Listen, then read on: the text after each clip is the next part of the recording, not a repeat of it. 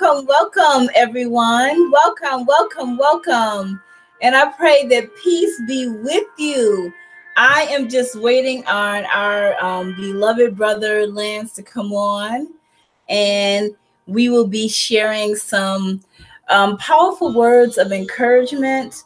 We will be sharing some information regarding to basically what happened. Hey, person, whoever you are, thank you for staying up late with us tonight on this late night live, where we're just going to be sharing words of encouragement, but also speaking about our experiences with angels.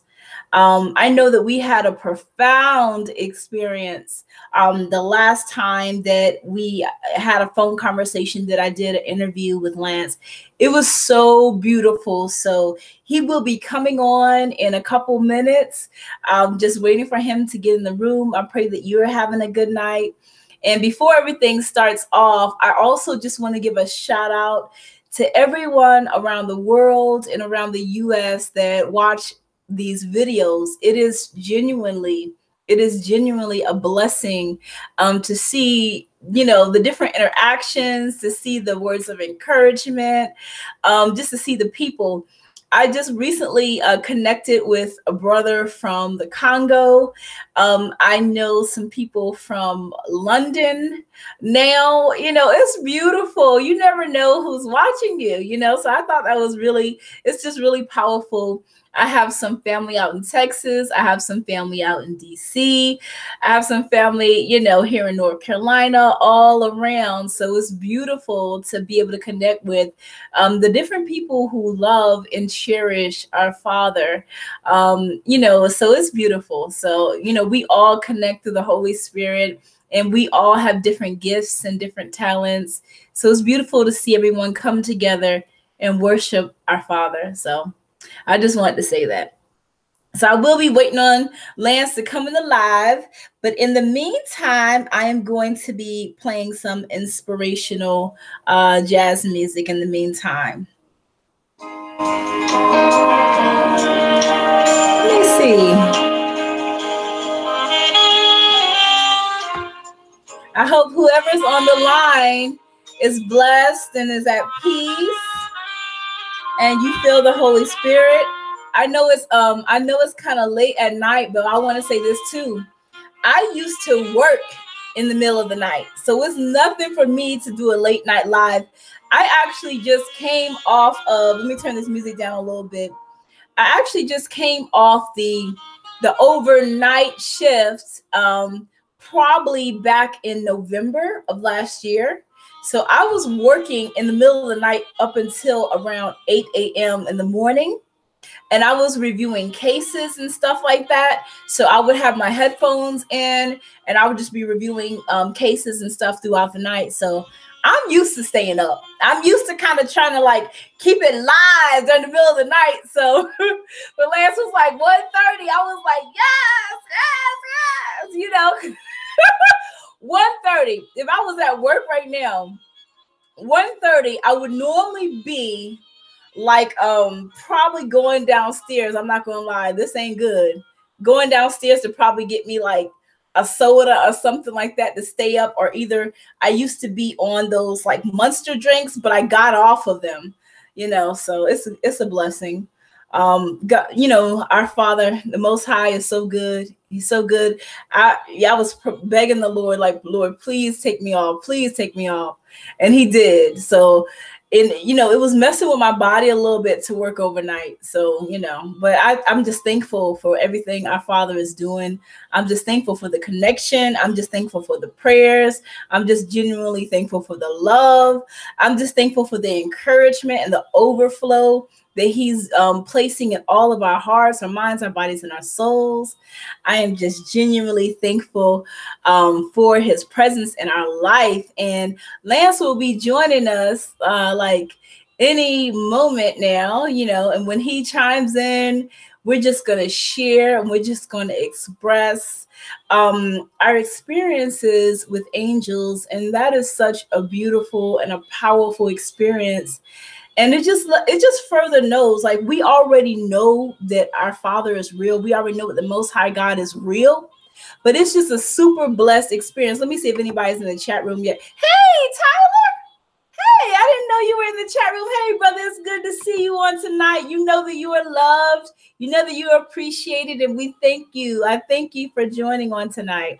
I really do. You know, I was like, I don't know if anybody would be up this late at night, but hey, hey, we up doing it. And let me tell you something. I am genuinely live. You know, I'm excited because one thing about Lance, he always brings like this super positive energy, and he could be working like these 10-hour days and stuff, and he still like has a whole lot of energy and a whole lot of positivity.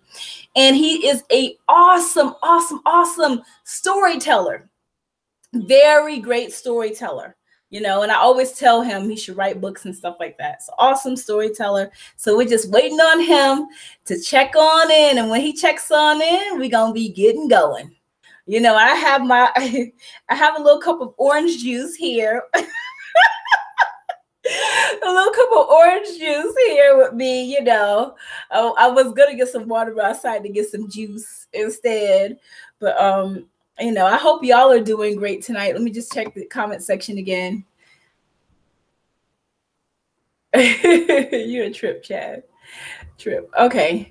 So yeah, so I'm just waiting on Lance to check on in, and we should be getting going in just a matter of moments here. And again, I just want to say to the people that just joined, thank you, thank you, thank you, thank you, thank you, thank you for taking this time out tonight to share this moment in time with us, and for us to share our experiences that the Most High has blessed us to have. Our Father, the Holy Spirit, the angels, is proof of the supernatural, proof that there's so much more out there than what we see with the physical eyes. And when we go in and we just begin to pray and we begin to meditate, I believe, this is my personal perception, that we can see life more clearly. We can see things more easily.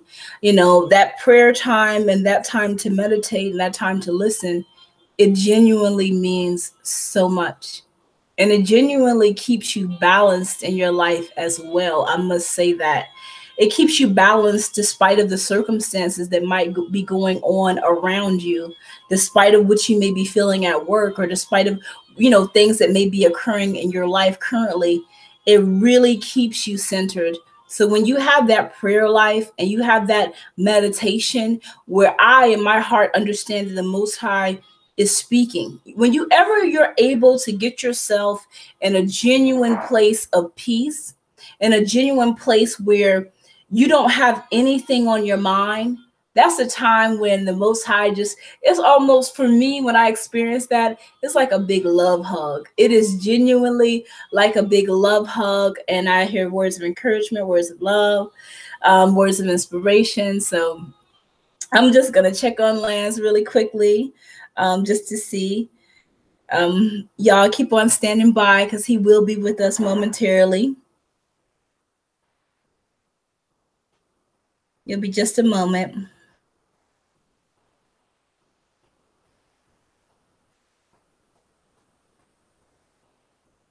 All right, so he will be with us momentarily.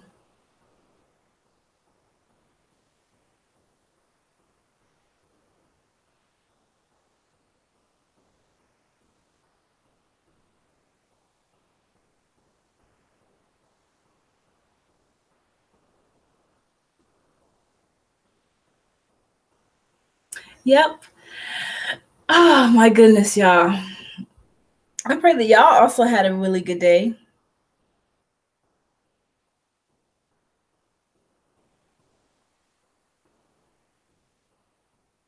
Okay. Yeah, so I'm just waiting on Lance to come on by. I'm going to put my inspirational music on. I have like some inspirational jazz, and I'm just like, I'm excited that anyone, you know, that y'all did come and partake for a little while in this, because I know that this message is going to be a blessing.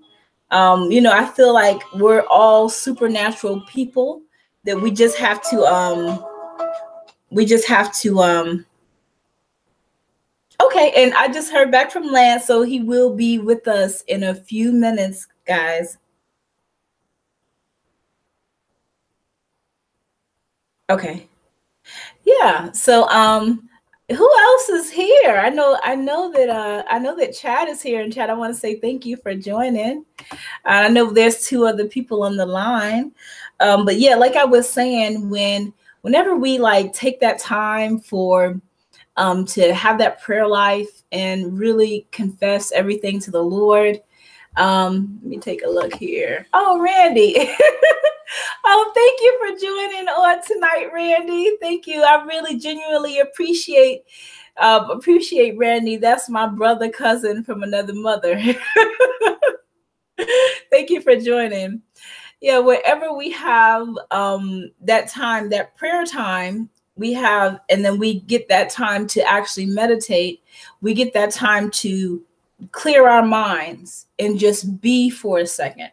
Sometimes it's going in the prayer closet. Sometimes it's just sitting in a place of peace. A lot of times that's when the answers come.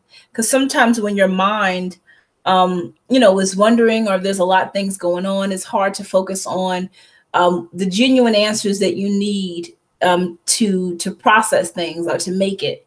So I think that meditation, prayer and meditation, in my eyes, they go hand in hand. Prayer and meditation goes hand in hand. Let me put on a little bit of our inspirational jazz music. Y'all know I'm a lover. I'm a lover of jazz now. So what I'm playing right now, I don't know what song this is, but it's inspirational jazz. So it's Holy Spirit led. Yeah, so I don't know the song, but it sounds peaceful.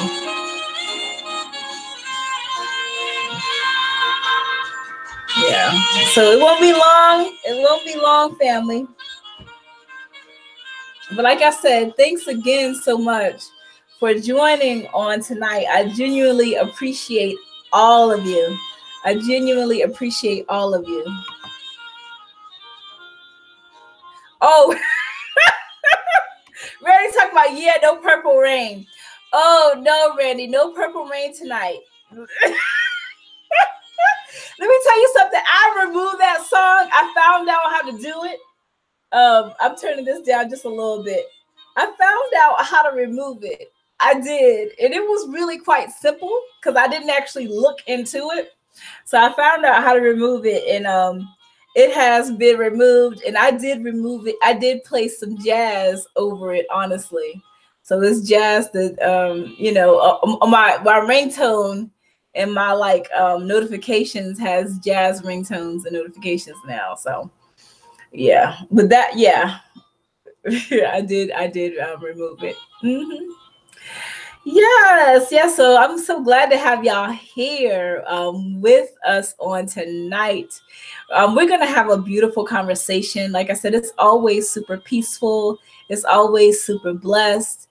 And it's just a blessing, and I know that Lance will be here shortly. Right? He's talking about, yeah, good. You're good. Good. Thank you. And I pray how are y'all doing tonight? So Randy, how you doing? I'm just so glad that y'all came and because y'all know I be kind of sporadic with my lives. And I gotta start telling y'all honestly more, giving you more time in advance before I have these lives. And I just felt led to go live, and I really enjoyed the experience too. So yeah. So for those, for anyone who just joined, I just want to say thank you, and I appreciate your presence on tonight.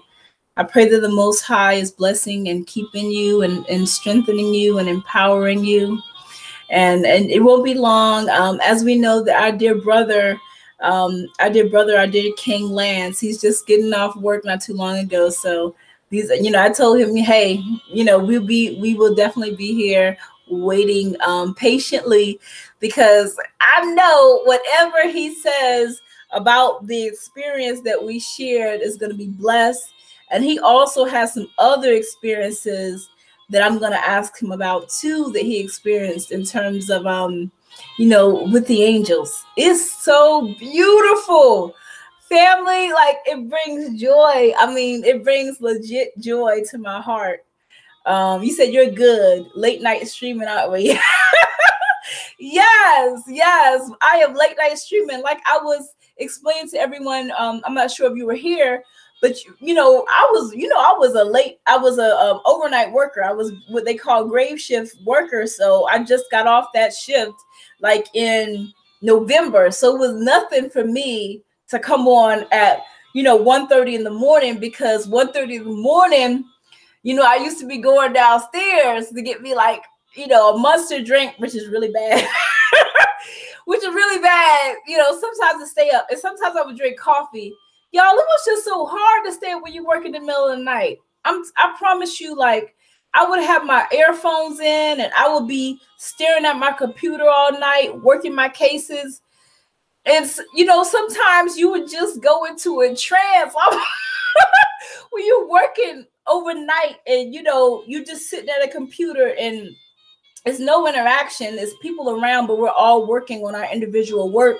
You got your earphones plugged in, but you know, I was like, it was good because it was super, super quiet, but then it was hard for me to honestly stay up.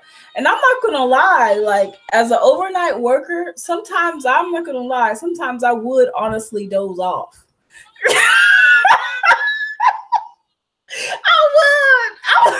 would doze off. Let me tell you something. You'll be at your computer. You just looking at a computer screen all night long, y'all. And you just clicking on buttons. It's more complicated than that. It's more complicated than that. I'm going to be honest with you. But you looking at a computer screen all night long. And then sometimes in your head, like, I'll be like, oh, you know, man, you know, whatever. I'm like, sleep is getting to me. And then I be looking around to see if I see any coworkers.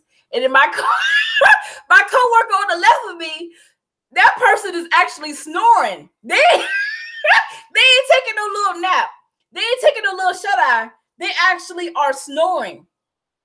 And I look over to the right, and you know that person over to the right, they on Facebook, they on Instagram, they posting selfies, and I'm like, well, maybe I could get me like a few shut eye, just maybe 10 minutes, maybe 5 minutes. I'm not gonna lie. I'm not gonna lie. It's times at 5 o'clock in the morning. No, because I would go to lunch at like 2:30. I would come back, and then 4:15, I would have like another break.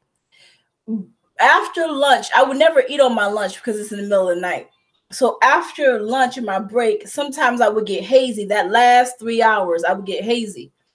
And then somewhere around 4:30, 4:45, all of a sudden I'd be at my desk, like just bent over, just like, you know. And then somebody tap on me, you know, I was praying. I was actually praying that the Lord bless you because I know something was going on in your life. I was they'd be like,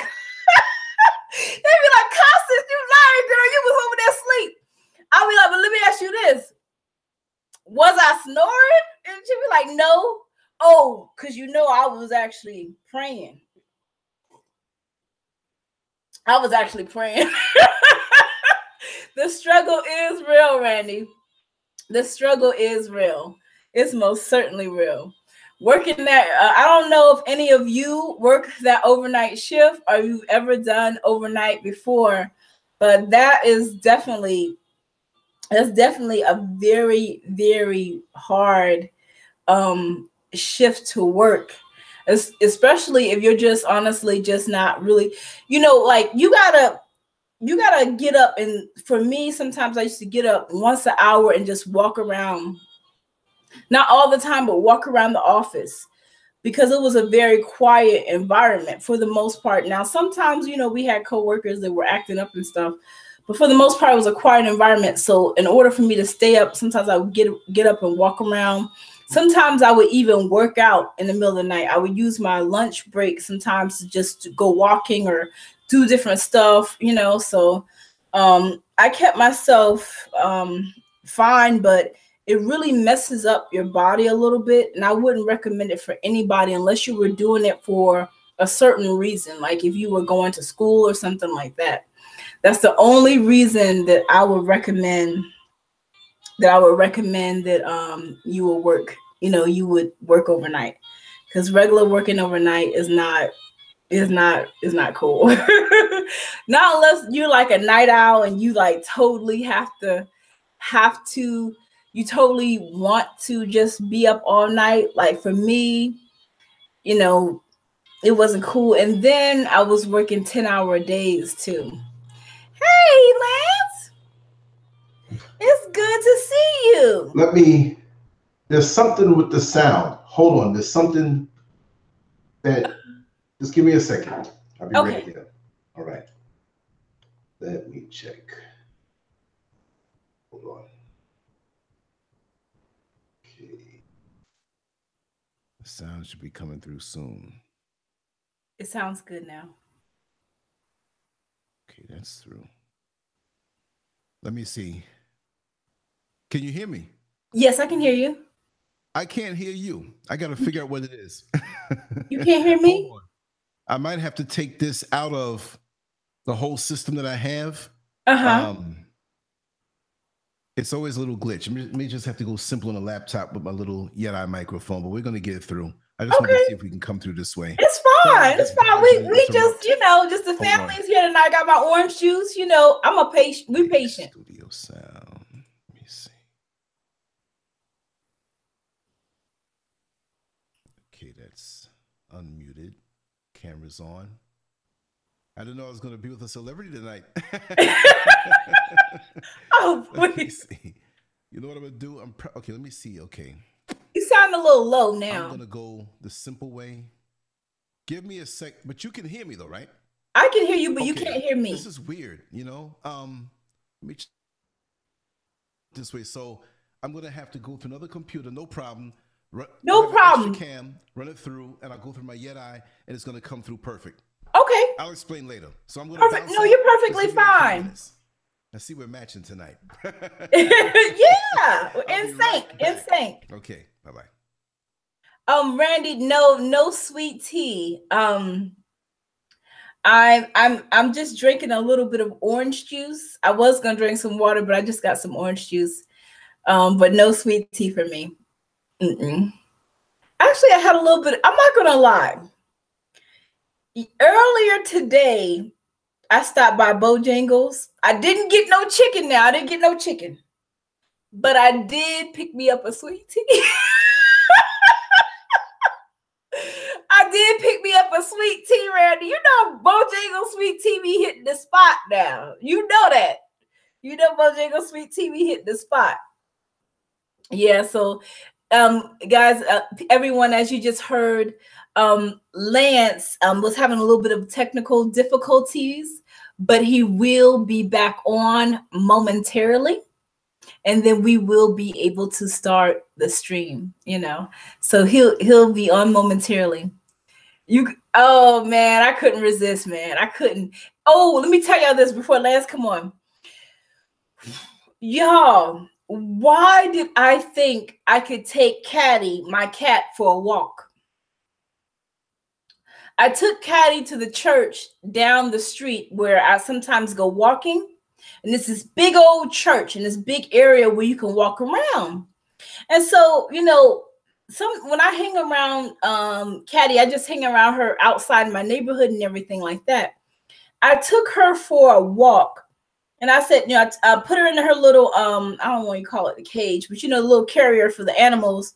And then I took her out and I was like, she'll walk with me, because she used to walk with me before she stayed with me. And so I was like, oh, she'll walk with me, blah, blah, blah. I put her out, y'all. Caddy was running all over the place. And y'all, she had me running here, there, and everywhere. I promise you. And so, cats are very curious. So immediately she went to, I can't think of it, what it is right now. I can't think of it. The little sewage thing where you can, the opening where it goes to the underground, the sewage or whatever. Immediately she went to that, y'all, and she tried to like jump in. So if the thing that was, it was like a free fall. So it was like maybe about 4 feet, but it was nothing for her. If she would have fell in, for her to be able to climb back up. Like some of them have bars where they can climb back up, but this one didn't have any bars. And so the good thing about my boo is that she's a little chunky. And so, so she took off, she darted off, and started running after her. I was like, oh my goodness, she's gonna go down there. And if she goes down there, I'm gonna lose her forever. And it's gonna be my fault because I brought her out because I thought that I could take a cat for a walk. She was filming the whole, and she was. Let me tell y'all. So she gets to the little sewage drain thing, and she was trying to go under. Keep in mind, this one does not have bars, so she wouldn't have had a way to get back up unless she walked to the other one, which was about 10 feet, and that one had bars and climbed up out of that one. So I said, oh Lord. So as I start getting closer to her, she was like, I'm gonna go for it. This is what Caddy was saying, I'm gonna go for it. So she goes and tries to lunge down, but she got stuck. And she got stuck. So I was like, Lord, I was like, because the little thing was so small. It was so small that I couldn't get like my whole hand down there. But she was kind of stuck. So if she had moved a little bit further, she would have just fell down in that sewage drain. So I was like, Holy Spirit, as soon as I saw her stuck, but she was like halfway down, where if she moved the wrong way, she would have fell out. So as soon as I got over there to her, I grabbed one of her, I got down on the ground, went into like the drain thing. Y'all know what I'm talking about. I can't explain it right now. I kind of like put my hand, because like my whole arm couldn't fit under, put my hand under her body. And then I grabbed the arm, like I yanked her arm up, and I started pulling her up. And then she started, you know how cats do. She started wiggling so she could get her body up, and she came out. If she had not gotten stuck, she would have been down there, and she would have had to walk maybe about, like it was like 10 feet to get to the other one to climb up. But if she had the mind to do that, she was somewhere that she wasn't familiar with. So I was just like, oh my goodness. So I walked with her probably about maybe 15, 20 minutes before I was running up and down the church area. It's a huge church. Because I was like, oh, Caddy would walk with me before. She's a curious cat. So she would like be climbing trees while we walk. She would like be smelling stuff. She would like be turning over in the grass, doing stuff with her back. But she would always like run up before me, or either run somewhere I could see her, but she would be with me. This time she was like running away from me. And if she, I was like, y'all was down there while I was grabbing her arm. I said, Holy Spirit, I said, Lord, I can't lose her. I said, Lord, I cannot lose her. Lord, please, please, please, Lord, do not let me lose her. Please don't let her fall down this drain thing, Lord. Please, please, please. I grabbed her arm and I yanked it, and she started moving, and she was inching her body up, and then we got her out. Let me tell you, y'all, I grabbed Caddy. I picked her up. Good thing, y'all, today was kind of cool outside, so I had a big sweater on. I grabbed her and I picked her up, and I had her tight in my arm because she was still trying to get down and run around. So I grabbed her tight in my arm, and then I got her to the car, and she was still trying to wiggle around and stuff like that. And the car was probably like maybe 40 or 50 feet away from where we was at. And she almost got out of my arms. I held her tight, and she couldn't scratch me that because I had on a big sweater. I put her in the car, and I was trying to put her back in that little, the little container thing, that you put the animals in. I forgot. I can't think of it right now. And I want to call it a cage. But anyway, She would barely let me do that. So I was like, let me throw her in. I threw her in on the passenger side. I locked the door. Then when I got in the car myself, I had this I can't remember what I had this throw. Oh, hey, Lance. All right. Now I have to, let me see how this goes. I think you can hear me? I can hear you loud and clear. I'm good. Okay, great. Good. Awesome. I was telling them a story about my cat just now. Like, she almost went down a drain today when I was taking her. I thought I could take her for a walk. Really? Taking a cat for a walk, I know that's crazy. No, you got to be safe these days. You got to, bodyguard your cat. That's right. Oh, God. There's Chinese food restaurants around here. You know what I mean? You're right. Did I say that? So you ready to go? You ready to fly? I'm ready to roll. I'm ready to roll. Excuse me for being so scruffy. I didn't shave today. I went straight out in the street, did my 10 hours, drove, worked, got cursed out a couple times. Oh, wow. All kind of odd spirits, but I'm here and I'm free for a couple of days and I'm here. I'm just glad to be here to look into your face and feel your spirit and vibe. And I have my laptop here because this is a temporary kind of makeshift setup. I have my setup a certain way. So I'm the camera's here, but I'm looking at you down here. So if I got to bounce between the both of it, but you're perfectly I'm fine. good. I'm good. I'm good. I'm sorry that happened to you today too. Say it again. I said I'm sorry that happened to you. You said you had a couple people that you had some discrepancies, or you had people tell you off or something.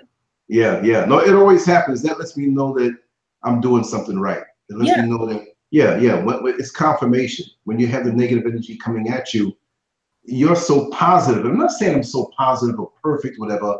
Mm-hmm. But when I'm driving, it's a state of meditation for me. I'm slightly detached. Yeah. Because it's a repetitious act every day, except for the things that pop up unexpectedly. Mm-hmm. So I take that time, like a picture-in-picture screen, to minimize that picture and go automatic. But in my mind, I'm really thinking deep. Yeah. I'm very alert. Mm. And people can see that and sense that you're making progress. You have your mind on something and they want to come in and throw that off a little bit. So many people do that. Mm-hmm. Okay. Yeah, of course. No weapon form shall prosper. That's right. If they form it at all. So I am going to go ahead and start this live stream, and we're going to start. Actually, when I actually edit it, I'm just going to clip the first part out. Okay. Yeah. No problem. Yes. So we're not on live yet.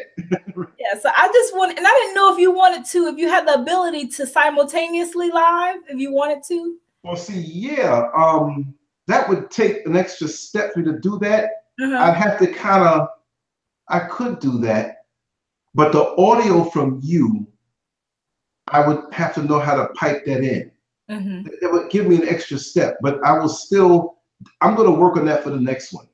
Okay. I'm going to work on that for the next one, so everything goes smooth. No problem. See, what it is that there's other things to work on, because my main system, I want to be able to hear you. There's something, you heard me the last time I was on. Yes. I didn't hear you. That's just a flick of a button. I just need to take a little time and get on that. I got the next couple of days to get everything. Oh, we're not recording? We're not live? I'm off for the whole week. Oh, wow. So I got all the time in the world to do. So it's not a problem. So that being said, I'll work out the glitches from this end. I have this on a separate laptop with this Yeti microphone or USB mic, but I want to pump everything that way and do it simultaneously and just bring everybody, and everybody that comes on me, I'll send them to you. You know what I mean? That's the main thing. Okay. But I'm ready whenever you are. All right, I'm ready. So I just want to say, welcome, family. I am super, super excited to have Lance with me on tonight. It is always a beautiful and wonderful experience to have his presence, to have his energy. And this time I'm super excited because we're face to face. Exactly. Actually doing the live. So I'm addicted already. Yeah. I'm sorry. I'm addicted to this already. I like this. It's a beautiful experience. I just want to briefly introduce Lance, and this is a segment of Conversations with Constance. Mm-hmm. And I want to say that he is such a humble person. And I'm speaking from the heart, a very hard worker. I connect with him not only because he's an empath, but he's also an artist. He's very driven in what he does. He has a blog. He's been on national TV. You know, he has millions of, views on YouTube. And he's just an extremely hard worker, and he's passionate about what he does. The reason why I love our brother and I love our family from that side is because of the humility. I could say so many things about good things about Lance, but what I love the most is that he is genuinely a humble person. And I'll give you a quick story before we start our live. So the last live that I was a part of with our beloved brother LanceScurv from the LanceScurv show was when he had on Judge Joe Brown.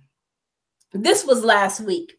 Now, I know a lot of people, and you have on someone who's well known, who's been on TV. Millions of people know this person. Directly after I was a part of he invited me to just come in and, because he was live and I wanted to support. I always watch his videos. And after Judge Joe Brown left, after that segment was over, he continued the live. And he allowed me and our beautiful sister, Ebony Eyes, to correspond. And it was such a beautiful, beautiful conversation. We connected, and it was so beautiful for me. And I said, wow, that is showing his true humility. Some people look at a celebrity and they say, I have this person on, and let me wait to have the other people on, because they're not like so-and-so. But Lance is not like that. Everybody's on equal ground. What you see is what you get, and you get a humble soul who's genuine, who's hardworking.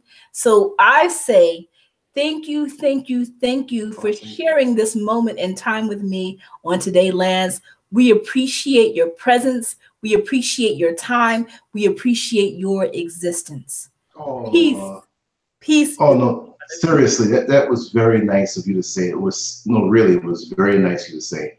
I'm not going to tear up right now, but no, seriously, it really, and a warrior, Constance, that being out here online, it's a passion. You got to love it, and it's not easy because you draw a lot of people towards you that have a lot of hidden agendas and secret motivations, and while you're trying to strive for positivity and look inward for answers and help other people find their way. Not that I know everything, but if I can help, if I know something, there are things that I know that I may know a little bit more of than one person, and there's somebody else who knows more than me. So this other person's lifting me up, but it's a trickle-down effect because it's one big thing. And sometimes we have people who look for these attention grabs, and like this mosquito that came in the house with me. So if you see me swatting around, and I'm not crazy.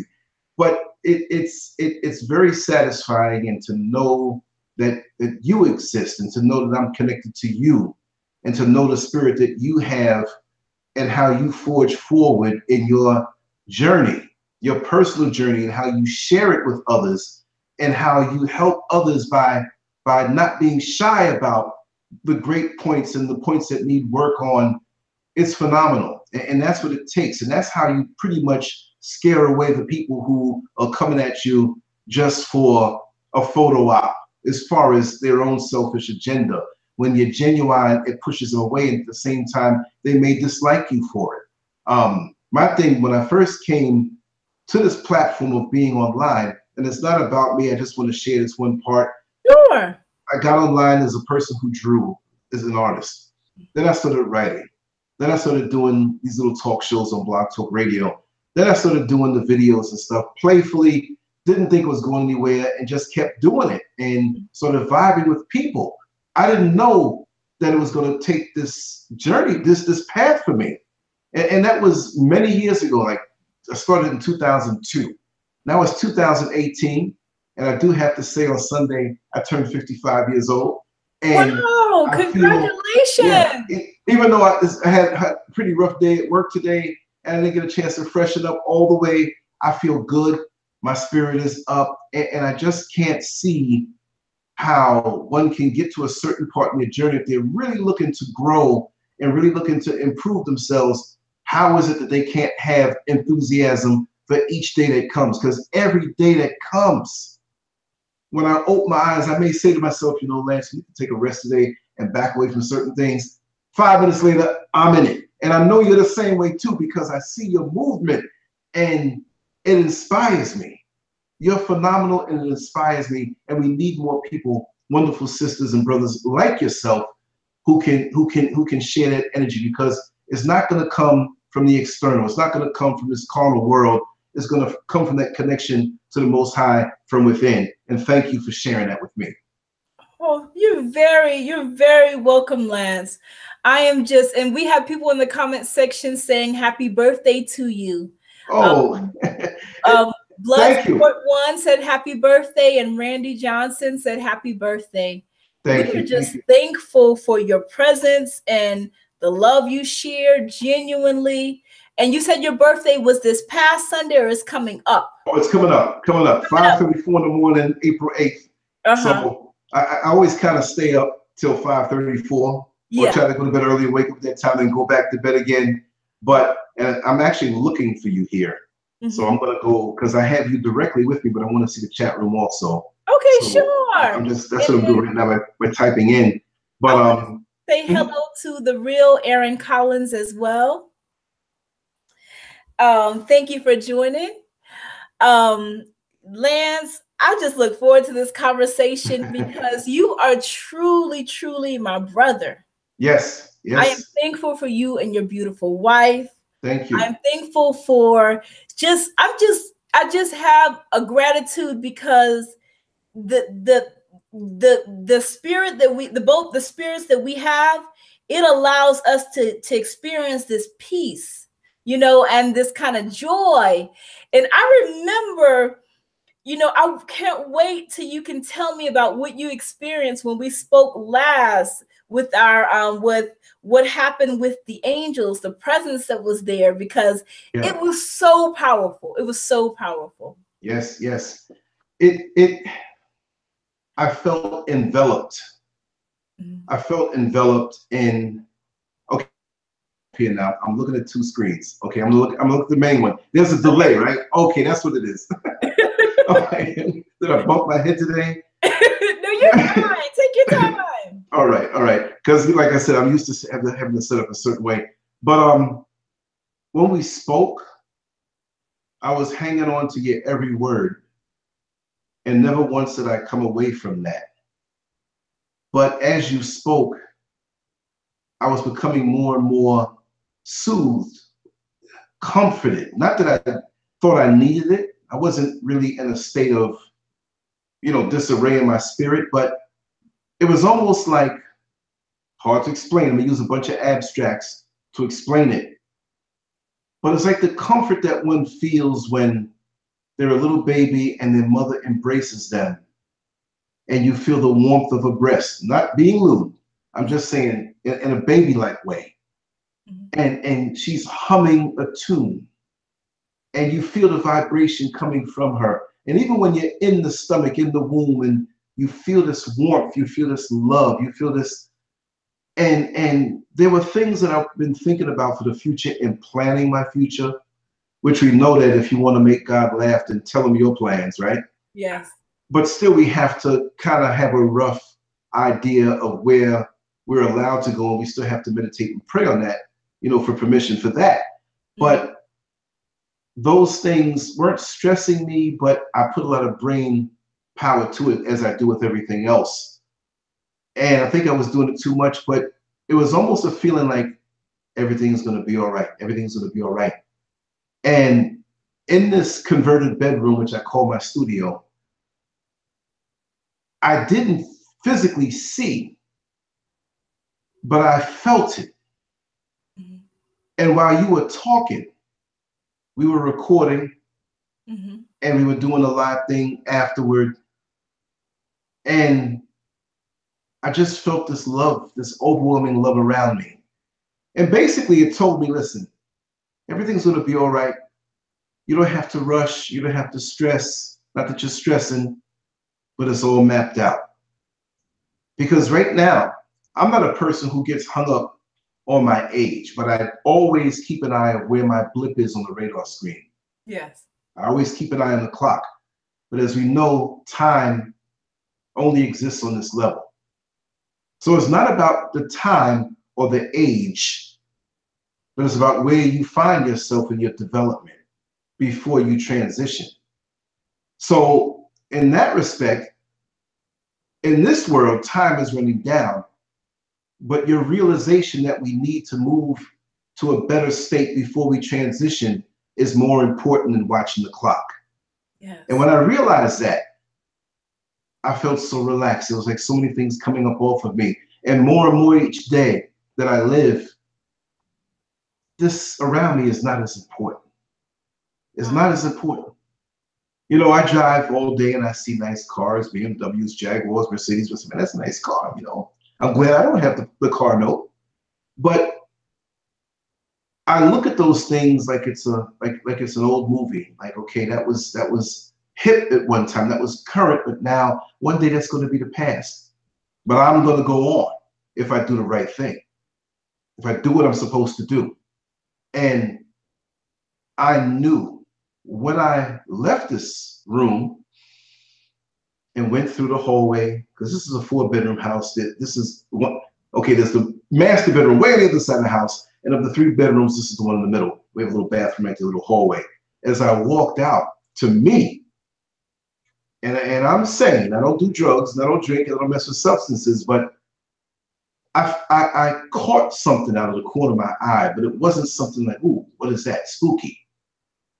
Maybe it was my spiritual eye, I'm not sure. It was pretty dark, but instead of run away from it, like a child would do, I cut all the lights out and I sat in the living room in the darkness and felt this thing around me. And it just felt so good.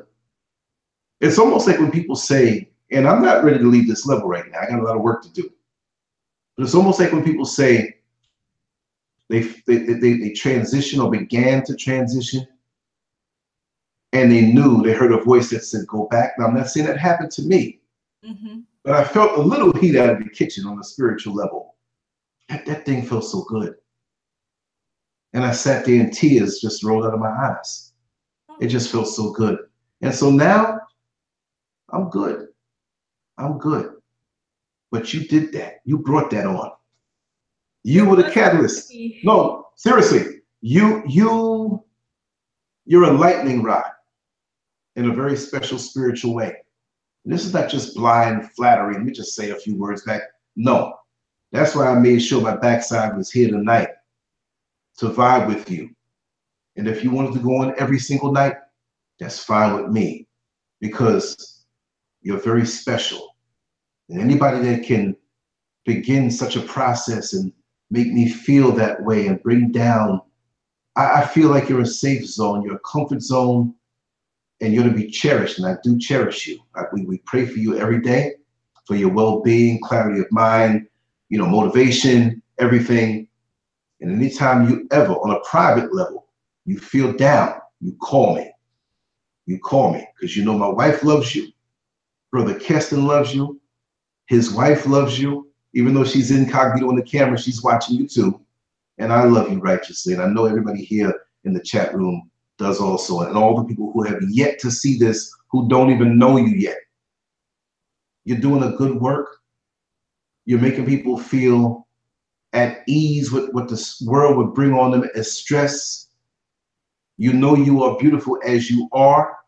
Whatever you do for yourself for health reasons, that's well and dandy, but your spirit is right where it should be. And you're an inspiration. And they don't make them like you anymore. And I'm quite sure everybody in the chat room will understand that. It's the honest truth, because I have people who I'm related to by DNA. Distant family who I've never met. You know, I have a not weird upbringing, but my mother was born in Virginia, raised in Ohio. Her parents died very young. She was raised by her aunt and uncle. My grandaunt and uncle, they passed on, right? My father's from Jamaica, and there's a gazillion Jamaicans down there that are related to me, but he passed on. My mother passed on. I didn't connect. We were up in New York City away. Now, what happened was, make a long story short, I have a brother, older brother, who's on drugs, 11 years older than me. He got that phone book, that old time phone book that my mother had with all the numbers in it, and kind of hustled the people that knew him growing up. Oh, she's not doing good. We might need some help. She's not going to ask. I can't find that book. I lost connection. We didn't have Facebook back then. Mm-hmm. So there are people that I know that are in my family that they're not living right. But ever since I saw you online, it's not about the physical face, but something came out of you. I was transfixed. And like you feel, and you are the sister that I never had. Because I grew up with an older brother, but I grew up as an only child. Mm-hmm. Because he's a half brother, but I hate to say that. We have different fathers. And I was always the life of the party. I was always the one who could make you laugh. But it's like the song Tears of a Clown when there's no one around. I was very lonely. This is where I got into the artwork and doing all this stuff and think I had a lot of time on myself in my room. And I'm not lonely like that anymore. But there's a need for me to reach people, touch people, and vibe with them. And I take great joy in motivating them. And so when I saw that in you, I was like, one day we're going to really connect. And look at this, here we are in 2018.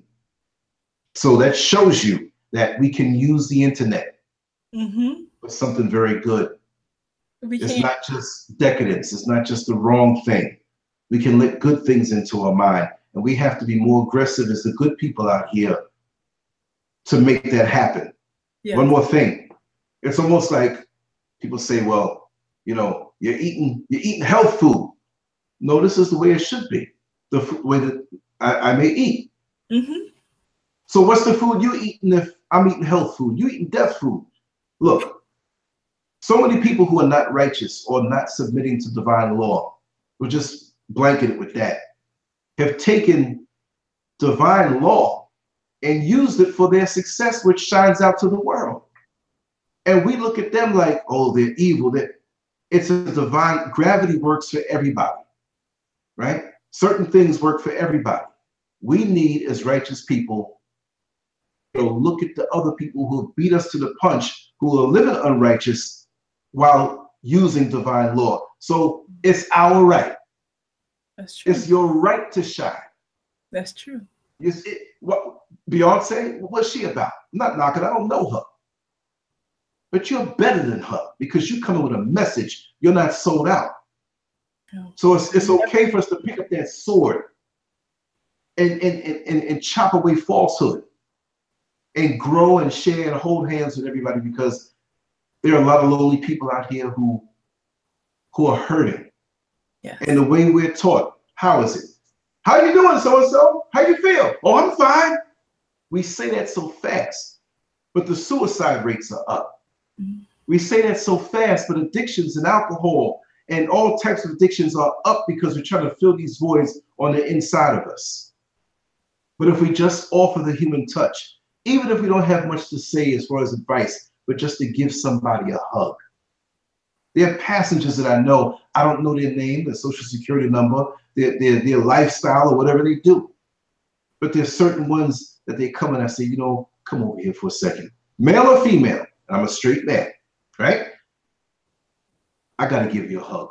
I don't know why, I got to do that. Mm. And you give of yourself in a human way, because we have more forms of communication, text messaging, email, look, face-to-face like this, all types of voicemail messages.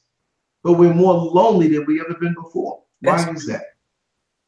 I'm sorry to dominate. I just run my mouth. Oh, no, I love it. No, it's good to me. I just kind of want to mention what happened that night. And to hear that happen to you, what you said, I'm like amazed. I'm sitting over here literally amazed. So to go back to that night, I think it was about a week ago or two, right? Mm-hmm. Yeah, to say, when we were speaking, I remember that you had a cold that night. Right, And you right. said that you were coughing and stuff like that. Mm-hmm. But when we got on the phone, you didn't cough the whole time. I didn't. Isn't And I that can something? only explain it this way. When we were speaking, I know that there are always angels around me. I do know that. But when we were speaking, I felt that the presence of the angels intensify upon me. And my heart is already pretty much very peaceful, but there was this blissful peace that came across. Mm-hmm. And what I saw, it was like a woven sheet, not sheet, but a woven, say like a quilt, but it was like a quilt of white that was in front of me, like a box quilt of white. Right. And it was like it was speckles of white that I saw. And then when we were conversing, it was just this genuine love and this genuine peace that was coming across. Yes. And my spirit was feeling genuinely happy, a genuinely peaceful, like a happy, like a blissful peace. And then when we got off of the phone, I believe that there was more than one. The angels started speaking directly to me. Wow. I can't tell you today, because they speak to me all the time. I can't tell you what they said specifically, but it was all loving stuff. It was very loving. And I got the feeling sometimes I can see angels physically. I can see things in the spiritual realm, but only when the Most High reveals it to me. I've seen demons, I've seen angels, I've seen a lot of things. So with this occurrence, I couldn't see anything, but I could feel the presence of like at least two angels around. And after we got off the phone, they were speaking nothing but love to me. All I know is they were saying something along the lines of, Constance, you are loved. You are needed. And you are genuinely appreciated. You don't even know how loved you are. They were saying things to me like that. Yes. And when I listen, because familiar spirits also, because I'm a very spiritual person, familiar spirits also try to talk to me. So I will listen for a little while, because it's always something that they slip up and say that I know is a demonic entity. So with these angels, there wasn't that. Right. And it was like a big love hug that was like, it was a love hug and a burst of just beautiful love is all I can say, and beautiful bliss and peace. And so I sat up on my bed and I was just listening to them like I was listening to you right now. It was all beautiful. It was at least two.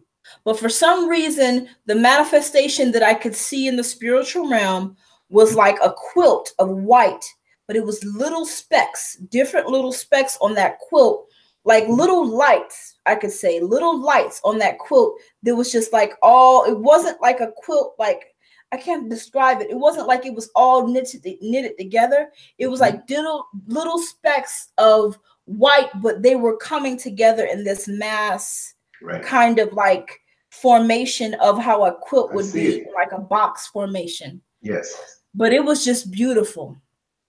It was just very peaceful, and it was very loving. And I could feel that spirit while we were on the phone. And it was so, so, so divine is all I can say to you. It was very divine. I see angels in different forms. I have seen a man and a woman angel in the form of a black man in the form of a white woman with red hair.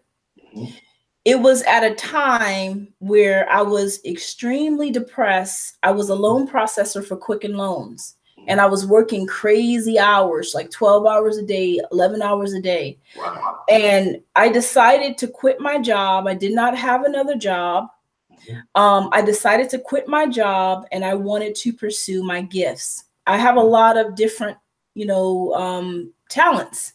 Yes. And whether it be like I have a prophetic gift, I can see prophetic visions, like a movie playing out in my head. I have dreams. I have all kinds of stuff.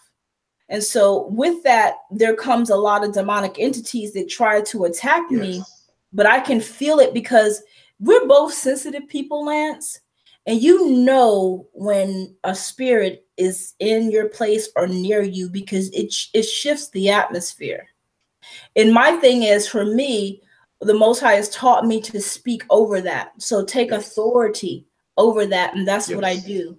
So it does, like, those spirits no longer intimidate me because I know who I am and who I belong to. That's right. And so, you know, and I don't want to talk too long about this because I want you to share too. But I would say I wanted to share this special about the angels that happened. So when I was at Quicken Loan, I left because it was like discrimination, and I was like one of the few Black people that worked there in our office there. And there was things going on, and I said, I gotta leave. I was stressed out and overworked, and it was like the best job, honestly, that I've ever had, the most money that I ever had, but I was so unhappy. Right. And so I decided to leave, didn't have another job. And I said, I'm going to pursue this blogging thing and pursue some other stuff. And I sent out an email to a guy about my story, my weight loss story. Completely shut me down. He didn't, and I was trying to get things going. I had a person working on a website for me. He took my money. It wasn't a whole lot of money, so it didn't bother me, but just things were falling apart. So I started to go into this place of depression. I was also looking to the moment I left Quicken, and before I left Quicken, I was already looking for another job. I had savings I was living off of. Every day I woke up depressed. I woke up extremely depressed because I'm like, what did I do? I left this major job. This was like the best job I've ever had in my life, the most money I've ever made in my life.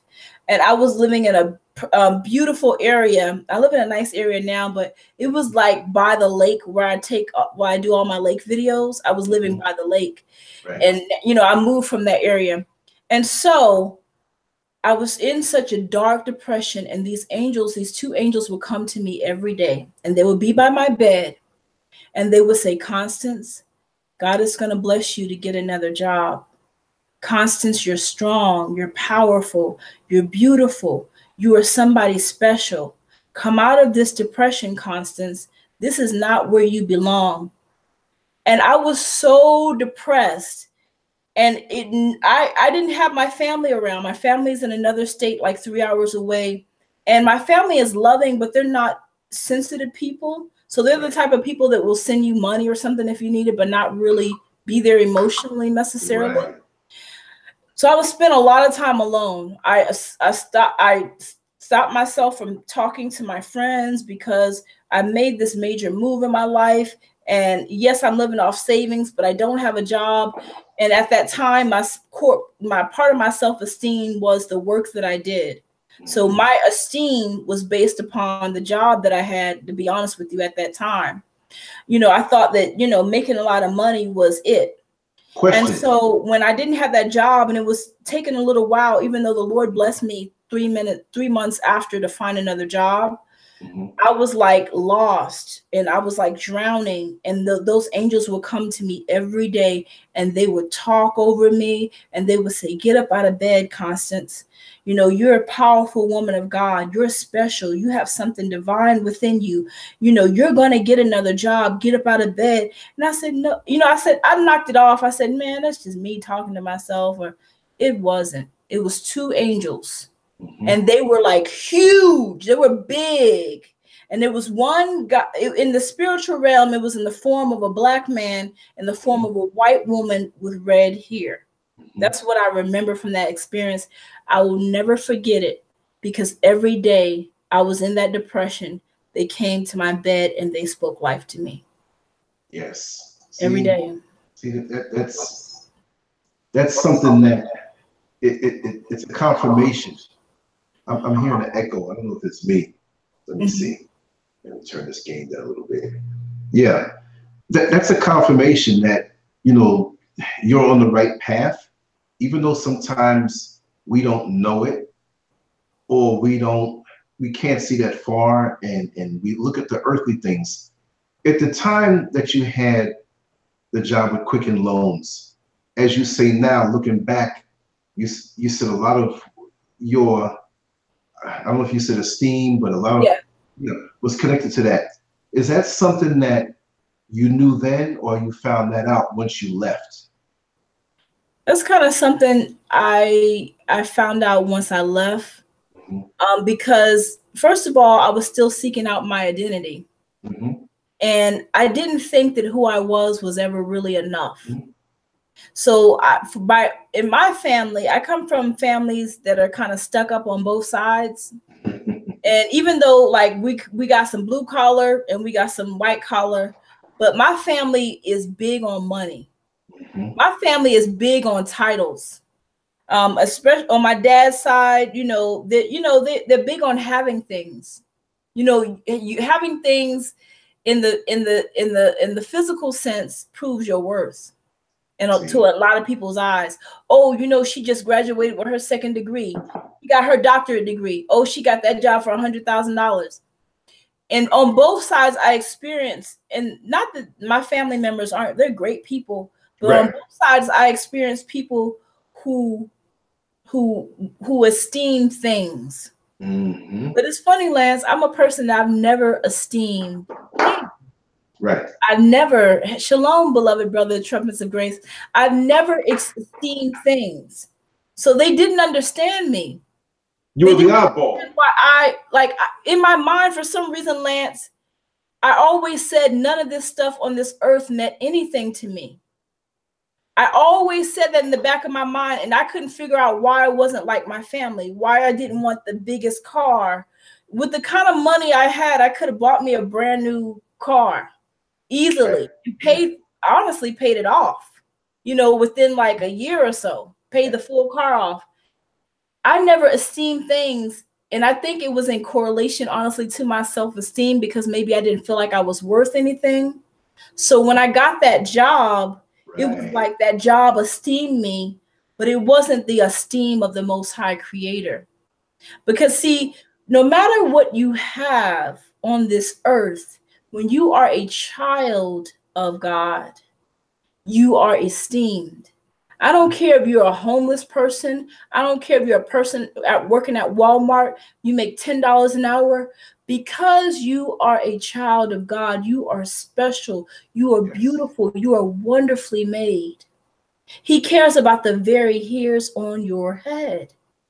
And I think it was that, even though I struggled with my self-esteem, I think it was maybe that also kind of making me not esteem these things in life. Like my family esteems big houses, big cars. And yes, a lot of them are spiritual people, but a lot of them are people that have a lot of money too. And so I've kind of stuck out because another thing, I think I didn't esteem things because we kind of grew up, working class.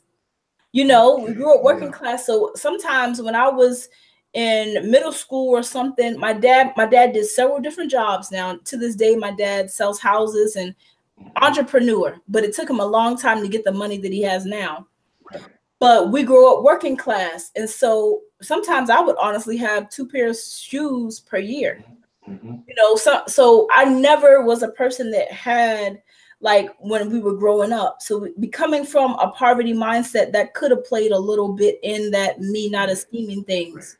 But when I found Christ, I began to see my worth. And now I know that, okay, these things around me don't mean anything, but it's okay for me to have nice things, but nice things don't make Constance. So I think all of those things that the enemy meant for bad, the Lord is now using for good. And now that I'm able to see what was holding me back, that's also allowing me to flourish. And I will have different things that cost a lot of money. But I'm the type of person too that can make something that costs $10 look good. There you go. Because I'm creative. I'm a creative mind. I'm creative like that. Right. So like this, I have a caftan on right now. This costs $10. But see, that I have a caftan on. If you want to sell it back for 200, they don't do 3. It's the way you're rocking it. The way you're rocking it. Yeah, So the way I you're think rocking the those earrings. I'm things. checking all of it out. It's artistic and it's creative. And that's what it's all about. Yeah, that's what it's all about. So I didn't esteem things, Lance. And I think that when I got that job, I'm like, finally, I'm accepted, not by corporate America, but by my family. Mm-hmm. Like now you can say, you know, Pumpkin, that's my nickname, is doing at Quicken Loans, you know? Right. And I realized that there was nothing in this world that I needed, that I could find that would heal my broken soul. It was only the Most High God that could heal my heart. It was only the Most High God that can bring about peace that surpasses all understanding. And I think I had to grow up and be a humble person because God is blessing me and finances are flowing. And when he showed me my house, he showed me my future home, and it's beautiful. He showed me it in visions. And when I begin to get these things, I will treat them with respect, but I won't hold them over anything. I will make them my God. I always told the Lord, I said, don't give me more than I can take, because I will never sell my soul. I know who I am, and I know what my worth is, and I know where I belong, and I know where I'm going after I leave this earth. Right. So there's no temptation that means anything to me. I have had men that tried to tempt me with their money. They tried to literally buy me. And I'm still a single woman to this day. You can't buy my love. Right. You can't buy me as a person. You can't buy my soul, because none of that will ever be for sale. That's right. That's right. You're too precious. You're too precious. And I'm so glad to hear you say this. Mm-hmm. And I'm so glad to hear it said. Because what you're saying now, to many people who are on different frequencies, is a foreign language. But even though it's a foreign language, they'll hear what you're saying and say, you know what? This thing sounds and feels good. I need some of that. And again, like I said, you're a shining example in the roads that you're forging ahead forward and expressing as you go forward. Mm-hmm. So it's very important that you do this, because with our sisters in this world, and especially in this country, they're under attack. They greet each other with the B word.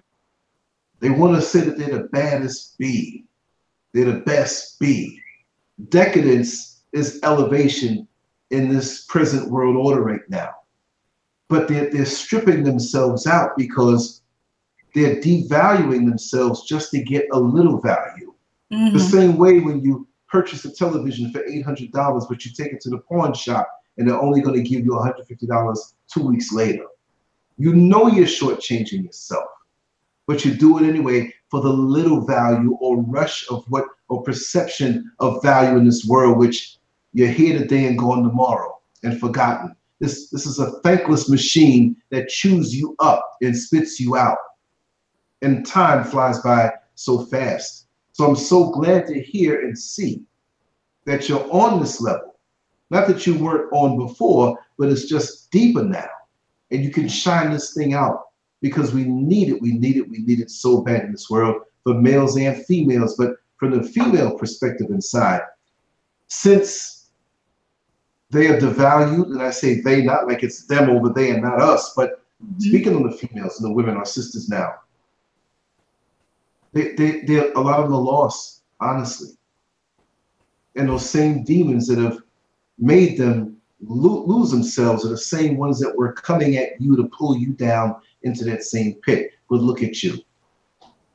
Mentally, physically, spiritually, emotionally, look at you. Look how beautiful you are. Not just the beautiful face you have, but everything else as it flows. Sweetness inside and out. And that's the way a woman is supposed to elevate to. That's the way God made a woman to be. That's what a real man says, listen, I'm going to earn her love. And this is what motivates men when they see a woman like you to be better. Because now what they say is love is a cheap, watered down lust thing. But you're something to strive for. And it's well worth it. To hear, imagine, and anybody listening who may have just popped in, who just said, okay, there's a live show, let me listen to it for a few moments. Do you hear how Sister Constance is talking?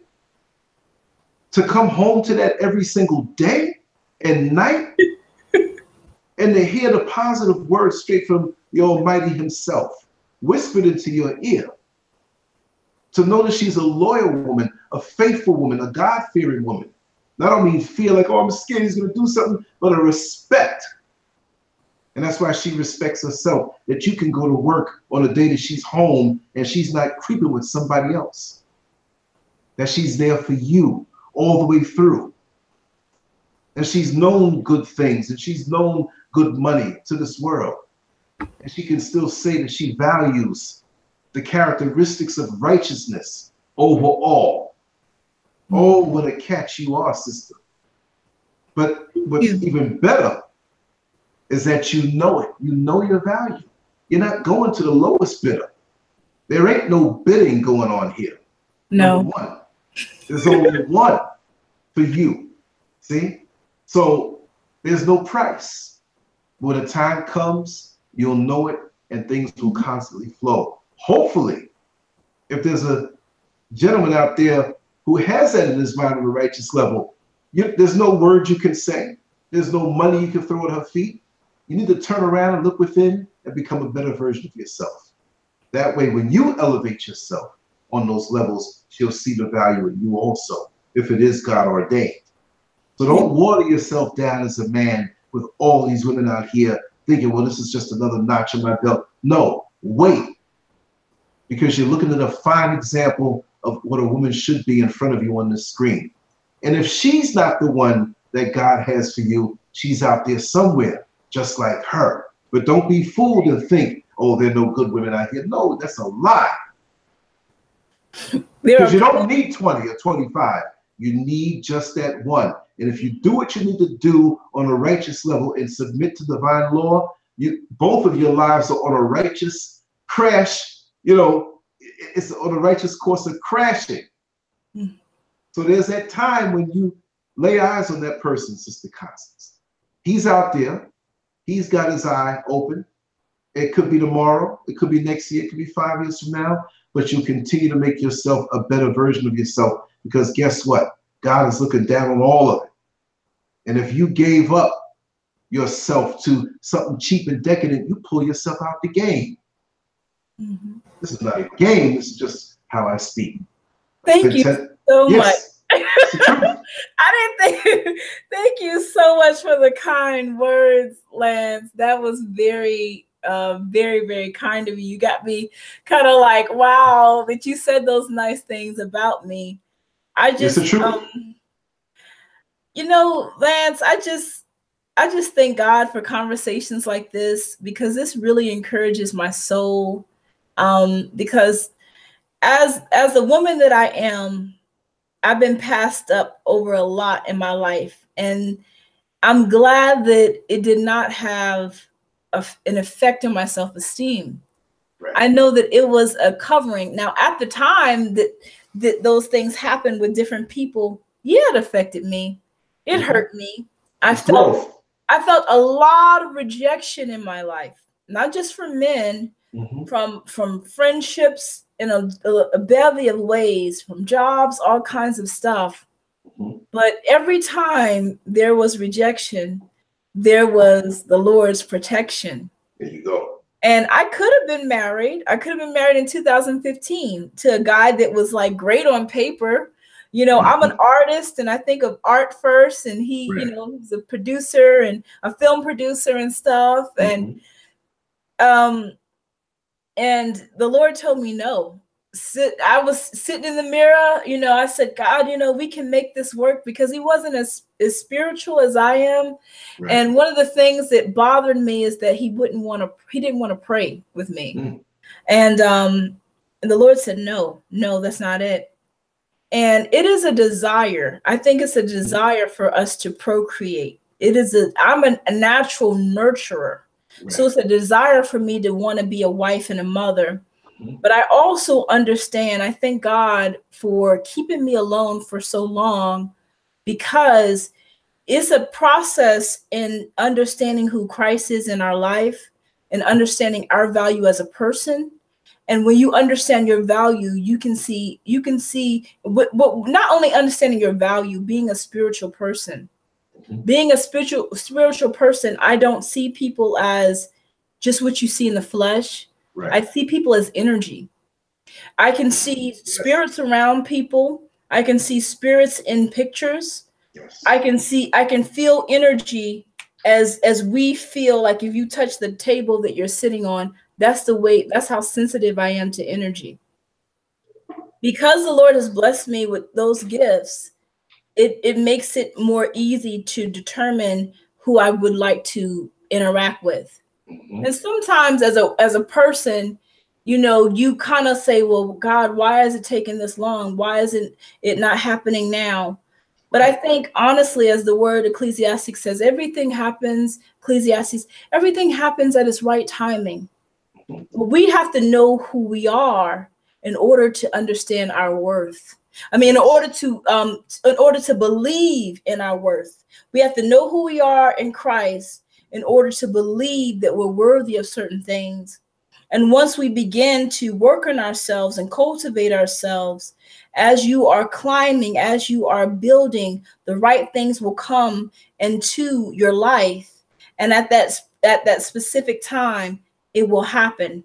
So for me, I always joke about being married. I do a lot of videos for single women as encouragement. Right. But I know that I will be married one day. Yes. So at this state that I'm in, it's like I'm at a state of peace. I'm in a state of peace. I'm in a state of gratitude, because I know that as I am being cultivated, so is my King being cultivated. That's so right. Is he. So there's someone that could relate to me that's out there in this world somewhere. Right. And it's not someone that I'll ever have to chase, not someone that will ever have to make me prove myself. Right. You will just innately know. And it's going to happen because the Most High makes things happen in wonderful and beautiful ways, and sometimes unexpected ways. Yes. So I wait on our Father. I wait on the words that the Holy Spirit has within my heart. I lean not to my own understanding about my current circumstances, but I continue to live in a space of gratitude. As you said earlier, tomorrow is not promised. So let's celebrate each moment, and let's celebrate today. That's right. And let's not celebrate because we have millions of dollars in the bank account. Let's not celebrate because, we have we have a lot of things or a lot of people we can hang out with or different things. But let's celebrate because we are alive. Yes. We're not alive because we decided to wake up. We are alive by the grace of our Creator. That's right. We're in our right minds right now, and we're able to correspond because of the grace of our Creator. We're able to go to the refrigerator right now and grab some water or grab something to eat if we were hungry because of the grace. When we begin to be thankful for the little things, then when the bigger things come along, we'll be even more humble. So that's the state that I'm in. I had to get myself there because I was so frustrated with work. And I'm like, God, where is my help? It's not that I necessarily, the husband thing, but it's like, God, where is my help?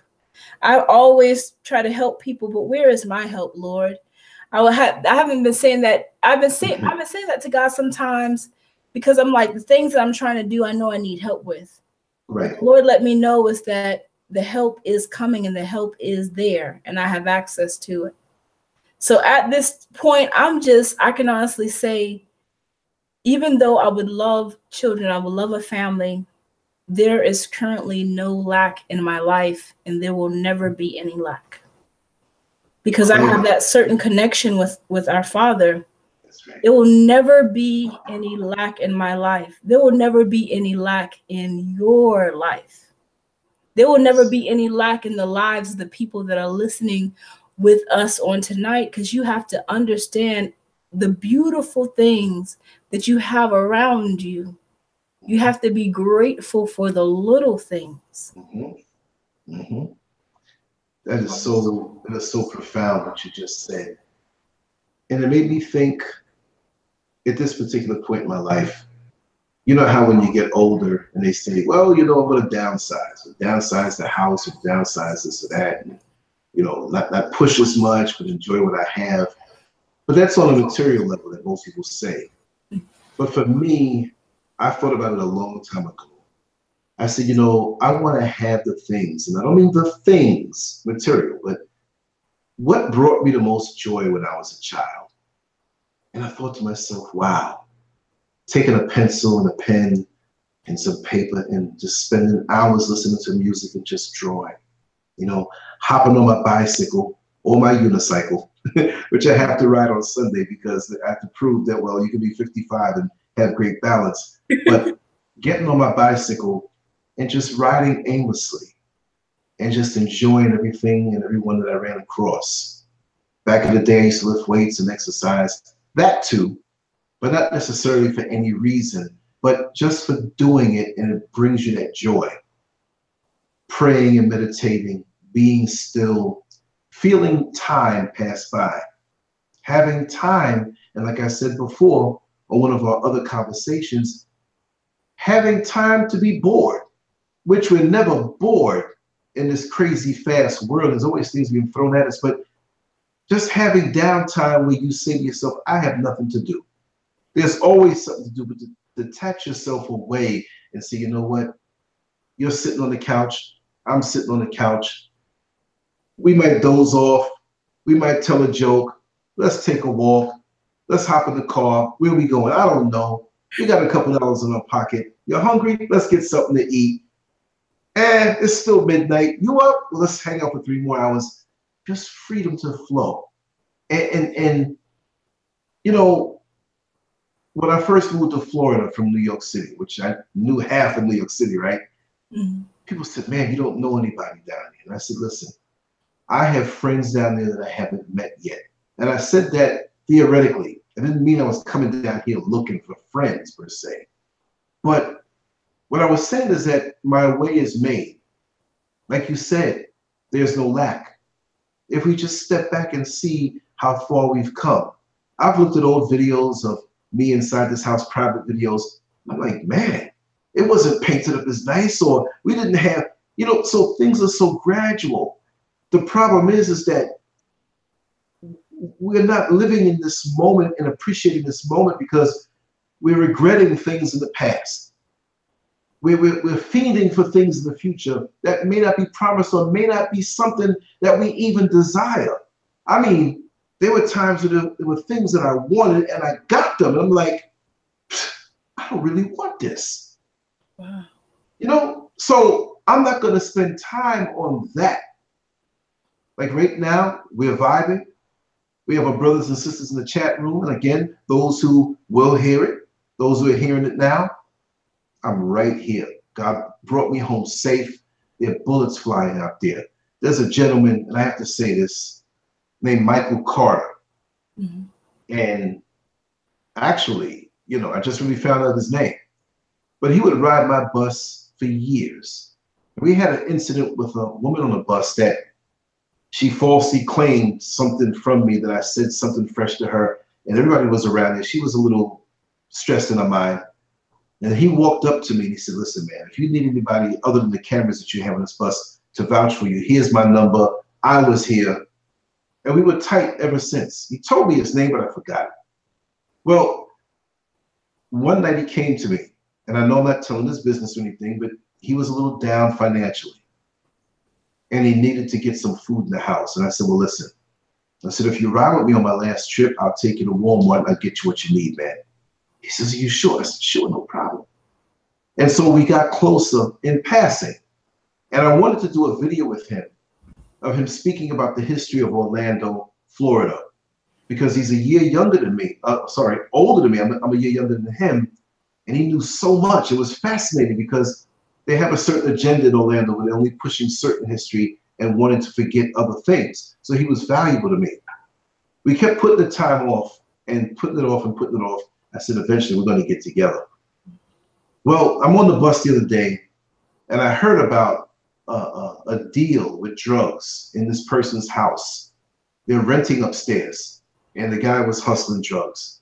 Somebody got upstairs to rob him because, you know, if you're a drug dealer, you have money or some money, and there's always somebody looking to take it from you.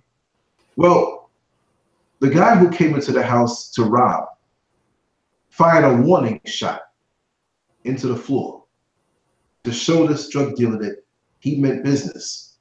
Well, downstairs, Michael Carter was laying on his couch and the warning shot went right through his chest. And he would walk his wife to the bus stop every night.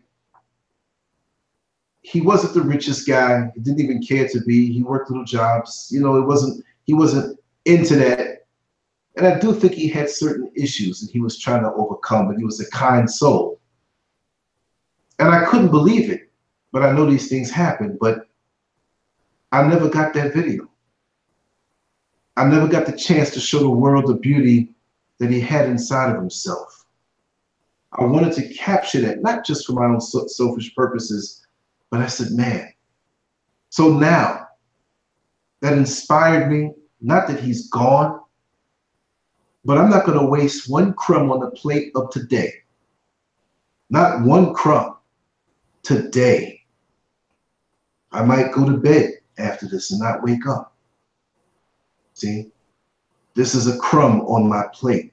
I'm not saying you are. You're a meal, your righteousness that you have. But what I mean is that everybody around us brings us something.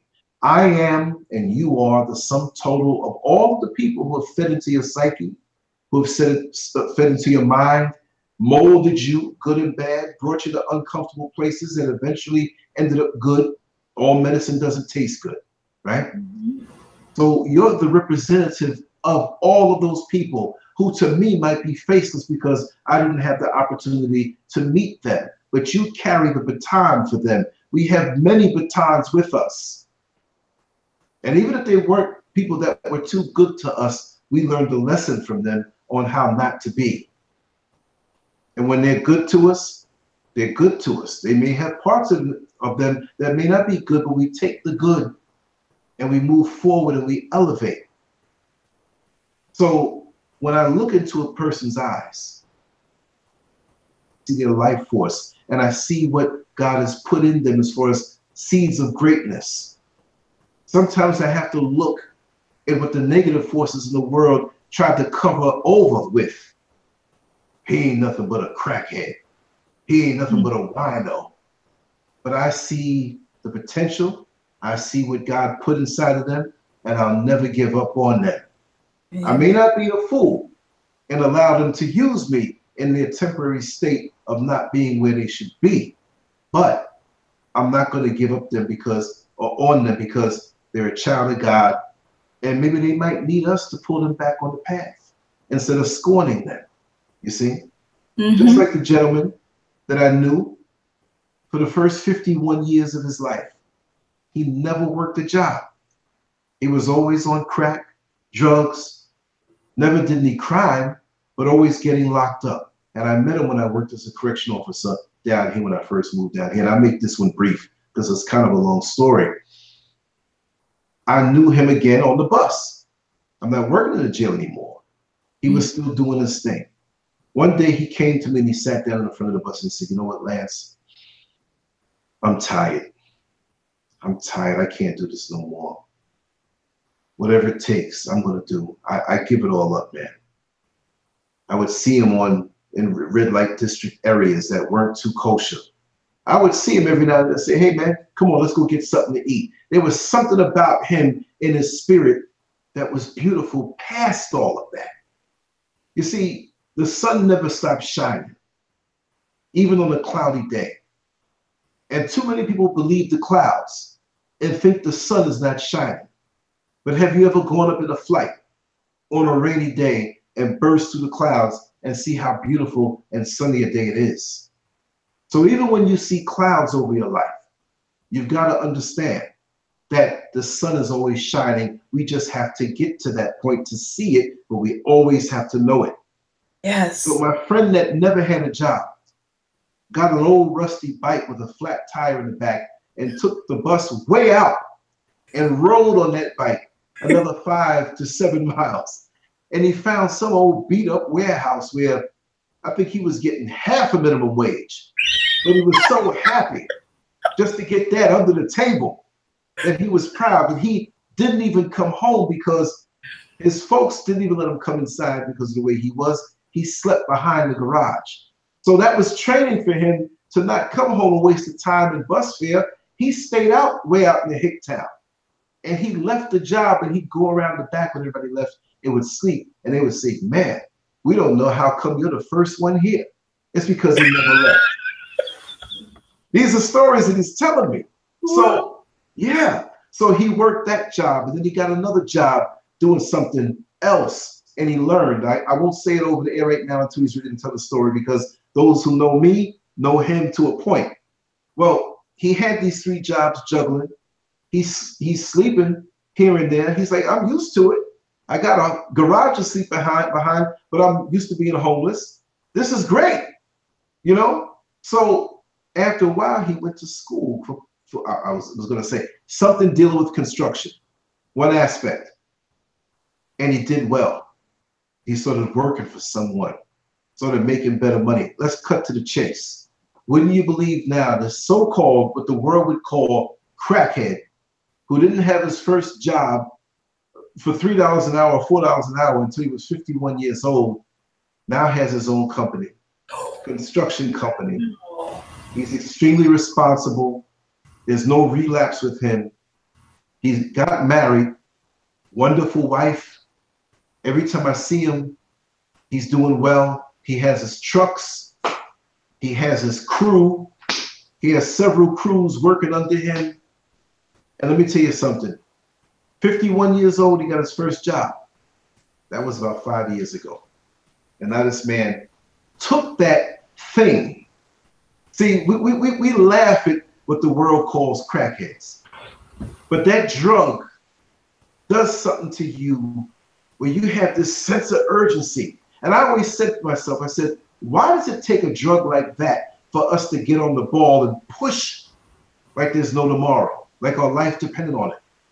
Well, something happened within him. Of course it was spiritual, but we joke. He said, man, something inside of me got rewired. I don't smoke crack anymore, but I still got that crackhead drive. That's a joke that me and him share. You know, and he has it. And he hasn't looked back. And he said if it wasn't for the Lord, he would not be where he is now. Amen. And he said, Lance, you never gave up on me. When I was out on Orange Blossom Trail, looking down at the curb to see if I could find a piece of crack that wasn't there, that somebody dropped, you still took me every now and then to get something to eat. You let me ride with you on the bus, and you treated me like a human being. You didn't know that you were feeding into me by even treating me with respect and as a human being. He said, you fed me not just with food, but you talked to me. You poured into me. And I began to wake up and I would see the beauty of life. He said, because I got tired of riding the bus in the morning just to get away and seeing people go to work, and I'll come in the evening with you and ride and see the same people coming home, and I'm not doing anything. It's not about money, but it's being involved with life. He gives to many charities. He's beginning to speak. He's a wonderful speaker. And he's going to come here and he's going to show his face one day. That's why I keep all of the identity under wraps. But when he does, it's going to make me cry. See? I can't wait. I can't wait. And I got to have you there. What will we do? I can't wait. I cannot wait when he comes on, because that story brings tears to my eyes. I also want to say sorry for your loss with your other friend. Yes. But that's such a testament. That's such a testament to the Lord. That's such a testament to the divine power of transformation that our Creator, the Most High God. Yes. That's such a testament. I mean, that's such a beautiful, powerful story. And we have another joke, quick joke, just a saying that we use between us, because when he was in one of his most downtrodden states, just being out there, he always had a little way of humor about him. And I remember him asking me for a bus schedule, and it was actually the book that they give the drivers. They used to give it to the people, but they don't do it anymore. So you get next to a good driver, he'll say, here, you can take this. So I told him, I said, listen, I have one at the house that I can give you. And mind you, this is when he was still in the streets doing his thing. So he'd look at me, he'd say, man, you better tighten up. You better tighten up. And so I said, yeah, you're right. I got to tighten up, whatever. So I remember when he was so proud when he bought his one of his first trucks, and he pulled up next to me at the red light, and he says, man, from that day when I put my head down and I said I couldn't take anymore, I've been tightening up. Man. So we call each other tighten up in the street. What's up, tighten up? So the joke is too that he doesn't knock me or look down on me or anything, but he says, you see that, man? He says, we're both like those race cars, and we weren't racing with each other. We weren't competing. Yeah. He says, but you were way ahead of me in life. But look now. I said, man, you know what? I better tighten up. But it's all love, because there's no competition. But, we look at things realistically. And I said, man, I don't know how you found the money you found, but you dug deep and you tightened up, and now you're doing real good. I said, I might have to take a loan from you one day. And we don't say these things publicly, but I say, a man who didn't have a job for 51 years, and I've been working all my life, there's something wrong here. I love you, God, but throw me some blessings too, That's the Lord. That's right. Lance, that is the Lord. That is the Lord. That is the Lord. And that's just so powerful. And he's clean. That's why I don't understand how people can say that God is not real, or the Most High is not real. I don't understand how people can say there's no God. I don't understand what kind of dark place that people have to be in to say those things. That's right. Because that is absolutely not true. And that's just a testament. 51 years not working. And now all of a sudden over a company. Right. That is nothing short of amazing. Now on the flip side, is amazing. On the flip side, there are people who would scorn him. He was always polite. They would look down on him. And now it's ironic, because I told him, every now and then he'll find me and ride the bus with me. Mm-hmm. And people know through Facebook or through the neighborhood that this guy is doing really, really great. But he doesn't flex. He doesn't show off with that stuff. There's a stillness and a calm with him.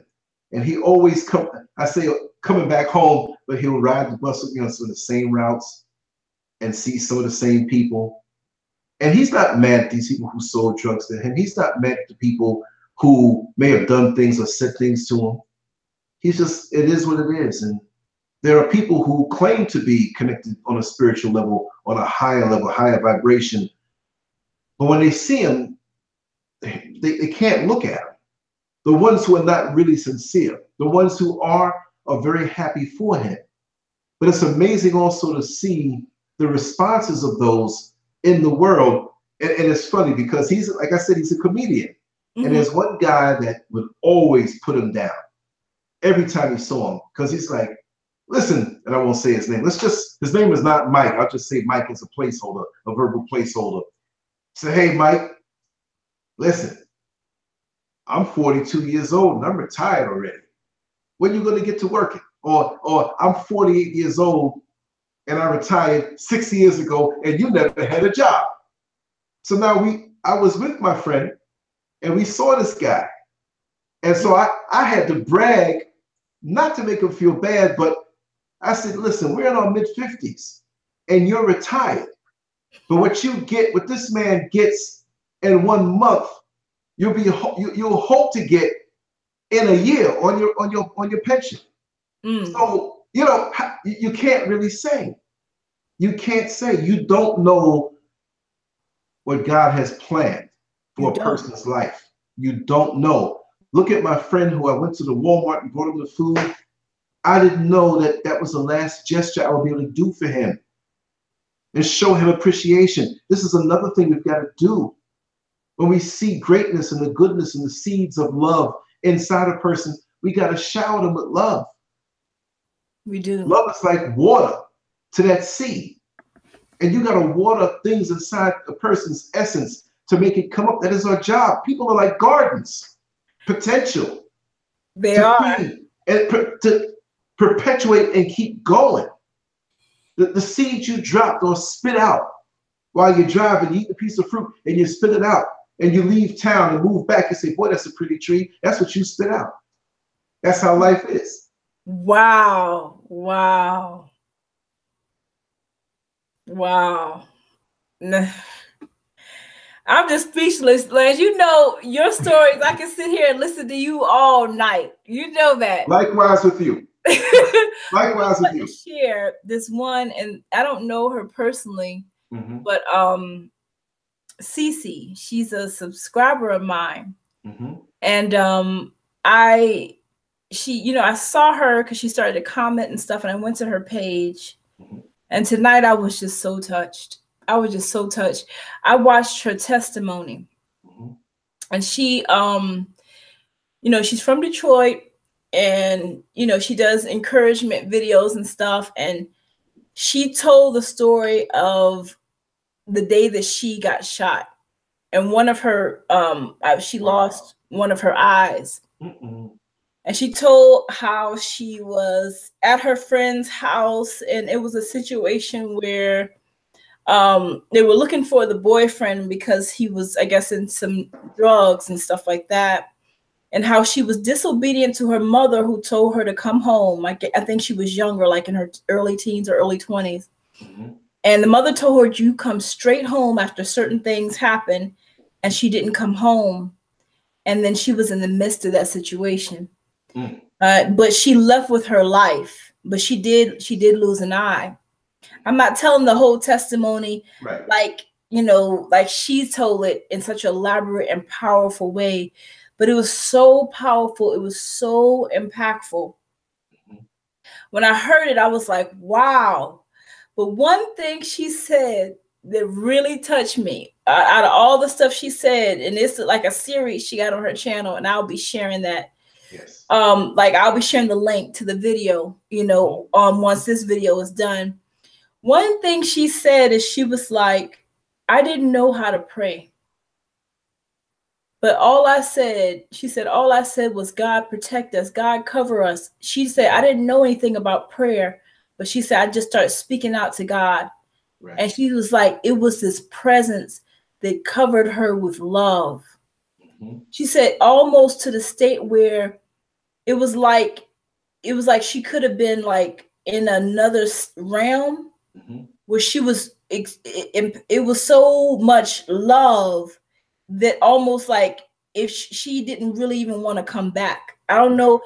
I'm not getting everything right because I listened to this hours ago, but I'm gonna put it on the, I'm gonna share the link. It was so, so powerful. But she told the people, she said, y'all, God is real. God is real. And she told the people about how God saved her life. And, she did lose one eye, but God spared her life, and she talked about how she felt that presence. And it's just like stories like that. Yes. It's just like what you also said about your friend that you lost, about the other friend that was able to get off drugs after 51 years, I believe you said. It's things like that that let us know that we're here for a higher purpose. And that no matter if someone is lost or someone passes on, We have certain things to achieve while we're down here on this earth. Yes. And it's the enemy that tries to derail us. It's the enemy that tries to discourage us from figuring out who we really are. Mm-hmm. I think the problem is a lot of times in life is we're disconnected from who we genuinely are. Yes. We're disconnected from our genuine purpose on this earth. And when we're disconnected from our genuine purpose and we don't know who we are, thus you have a lot of people who are out here doing all the things that are not of God, which bring nothing but angst, hate, and all that different stuff. But it's like the Lord visits all of us. I believe we all have a chance. There were Satanists that have been turned around. Your friend got a job, had a company after doing drugs all those years. Yes. And an arrest rate. So it speaks to the divine purpose for each soul that enters this life. There's a high divine purpose for each soul that enters this life. And no man knows what the next day holds. But if you believe and you can see the vision that our Creator has given, then you can add to the overall purpose on this earth.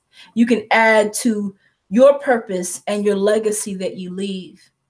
So I'm just glad that you shared those testimonies, because it was so encouraging to me.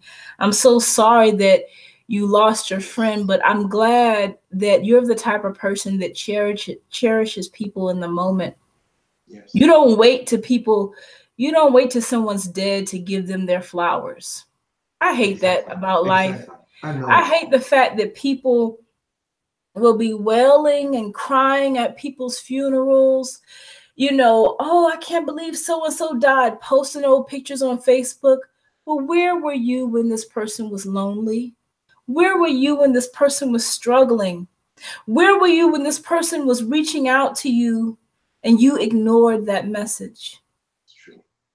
You ignored them. And now that they're dead, you have the nerve to have something to say. So I genuinely appreciate that about you, because you're not waiting till a person is dead to give them their flowers, to show appreciation, to show sincere love, and show sincere gratitude for their existence, for their purpose, for their space in this place that we currently exist. So I just want to say thank you for that. Thank you so much for those kind words, sweetheart. And as you spoke, I'm realizing how many people I've lost. This is not a negative statement to say I feel bad, like I feel down, because it's a natural order of things, but this pushes me, maybe not their beginnings. I wasn't there when they were born. I know of it, but I see not their end, but they're on another level right now. Another brother I want to speak about really quick is a brother named Jerome Gallon, like a gallon of milk. Jerome Gallon. I met him on the bus also. And he was always so positive. Oh, I mean, this guy, he worked at City Walk, Universal, and he would take my bus, which goes through there. He's the kind of guy that if someone dropped a napkin or a tissue, or he saw something on the ground, he'd pick it up. He'd go out of his way and walk over 30 feet, pick it up, and put it in the garbage. He was always about doing the right thing. And there was a young lady that he was interested in that, and he was 62 years old when he passed, I believe, but he didn't look it. And we spoke a lot about my artwork and things I was doing online in this infancy. And he always encouraged me. And I do believe, even though he didn't profess it, or he always professed Christ, but he saw things. A couple of things slipped out of his mouth that let me know that he was gifted to be able to see things. And he gave me many kind words about what he felt about my character and things I had to work on also, which hopefully are more minimized than they were back in those days. But there was a young lady who he was interested in, and he went to visit her. And I'm sitting here on my phone on a break. The breaking news came by that a woman had shot a man in the back of his head. And when I saw the name and the face, I was like, oh man. Now, I'm not bringing up just gory stories of how I lost people, but I'm also going to say this, a lesson I also learned. It's not conceit when you know that you have value. The downtrodden spiritually will want to throw off on you and say that you think you're better. But also, too, when you know you have value and you have value, whether you know it or not, there are people out there that can't handle this valuable asset to their life that may be you. And the thought of losing it shatters them because of their own personal demons or low self-esteem in different ways, because one person's low self-esteem is different from somebody else's. You got to understand that. And most who have esteem issues, like a cut that would heal over in a scar, the other attributes make up for it to cover it to the outside world. And we see the strong person or this person who has no flaws or whatever, but they have issues that they know about deep on the inside. So this person who he thought was so wonderful that I heard about after, because we didn't discuss things like that in his personal life. It was just a bus ride. We were friendly. We knew each other real tight that way. And it was always positive, but she couldn't handle him. And I think he said he was going to go do something for some person that he knew for many years that happened to be a woman, but she took it the wrong way.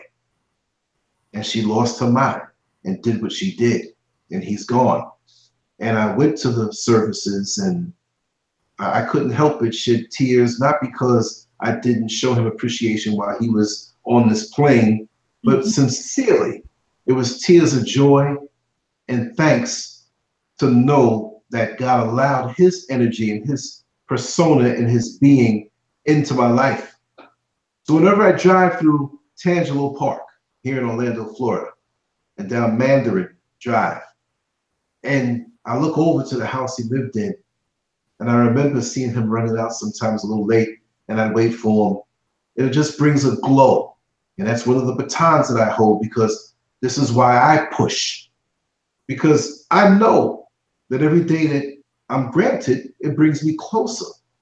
Not to sit here and be scared of something, but to know that my time is coming, but the time I do have, I have to utilize it for something lasting beyond me, beyond my own personal or private needs to be seen or to be famous. Or it's not even about that right now. When I sat down the other day and a friend of mine said, your birthday's coming up. I said, yeah, I'm 55 on Sunday. It hit me. I'm like, 55? You mean I'm halfway between 50 and 60 and didn't realize it. I hit 55 years ago.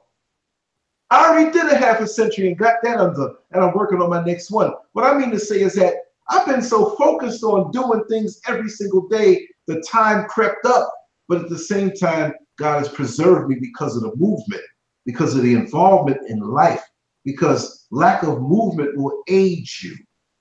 We know that with the physical body, but it's also that way with your mind and your spirit, your soul. Lack of movement will age you. So if you keep moving, it minimizes the age on you. It does. See? And I want to say that 55 isn't old at all, but you certainly don't look like you're in your 50s. Well, thank you, sweetheart. You certainly don't look like you're in your 50s. And I drove 10 hours and 16 minutes out. I didn't have a chance to shave or whatever, but you know. Oh, please. You know, and I'm not fishing for compliments. I'm just saying, I like to keep myself a certain way, but you know, I think that has something to do with it, though. You know, I can look at the pictures and say, man, I look a little younger 20 years ago, but that's okay. That's okay, because it's what's inside here. Mm-hmm. You know what I mean? I'm okay with aging. You know, years ago, it's a funny little joke. I think it was 98, 99, where, you know, I would grow my hair and I wanted it so exact. And it's like, it would grow so fast. 3 days later, I'm like back in the moment, just shave that down a little bit, do this. a second, I'm spending a lot of money at the bar. Let me just cut this thing off bald. Full head of hair. A couple days ago, a couple days went by when I was so busy I wasn't able to shave. I'm looking like, okay, it's a little shiny right there, but the other parts are shiny. It's growing out. It's gray. It's all gray. And it's not all growing at the same rate. Let me just keep on shaving. What I mean to say is that we're going to go through changes and we can't hold on to, you can't win that thing. The plastic surgery. Now, if you have an accident, yes, or something, but, there's a point where we have to let that go and be glad we came this far. I'm glad to have come this far. If I don't have one more day, I'm thankful for the time that I was given. I know people that are close to me that didn't make it past the age of 18 years old, 19 years old. Here I got 20, 30, 40, 50, 55, hopefully Sunday, right? Let me not talk too soon, but that's a blessing. That's a real blessing. And to accrue the stories and the experiences, to be able to share them on a wonderful medium like this, that they won't go off and die. See, there are people that I know that depend on me. I'm not saying they told me I'm depending on you, but if I don't tell their story, that they already passed. Not too many people are going to tell it. So God, please keep me alive so I can tell these stories. And if that's the deal, dear Lord, I'm going to keep on talking because I want to remain here for a little while longer. Amen. Amen. Amen. The stories are so important, and you never know who's going to see something or who's going to be touched or amazed by something that you shared. Like I was watching the testimony of the lady that was on your show recently. You were interviewing her about her father. Yes. Oh, yes. Man. Yes. It's stories like that just need to be told. Yes. And it's like the media, they focus on things that aren't important, to be honest. That's right. Like the mainstream media, they're always wondering, like, what is Trump doing today? These things are so irrelevant. When you have stories like the one that was just told with the lady and her father. Yes. And we have to help. Because she always comes on the show and I'm so appreciative of her and her energy. And when we spoke about it in private, I said, not only are we going to do a live show, but I'm in Orlando, she's in Daytona. I said, I'm driving up. That's only an hour away. I said, people have to see your face. I said, are you okay with that? She said, sure. I said, okay, Sunday. And to exactly what time in the afternoon, because I might wake up a little later, but I'm going to leisurely end up there on Sunday. And I did. And the funny part about it is I got right to Daytona, and I don't know Daytona like that. I had my GPS on my phone, and it said, make this right turn to go under I-95. I made it too early and went back on I-4, heading toward Orlando, and the next exit was halfway to Orlando. I felt like such a fool. Can you tell us a little bit, of her story? Sure. Did not hear. Yes. Her father was under the care of the Daytona or Halifax hospital. And initially, I forgot what was the problem initially, but he is in the hospital and he was raped. He was raped in the hospital.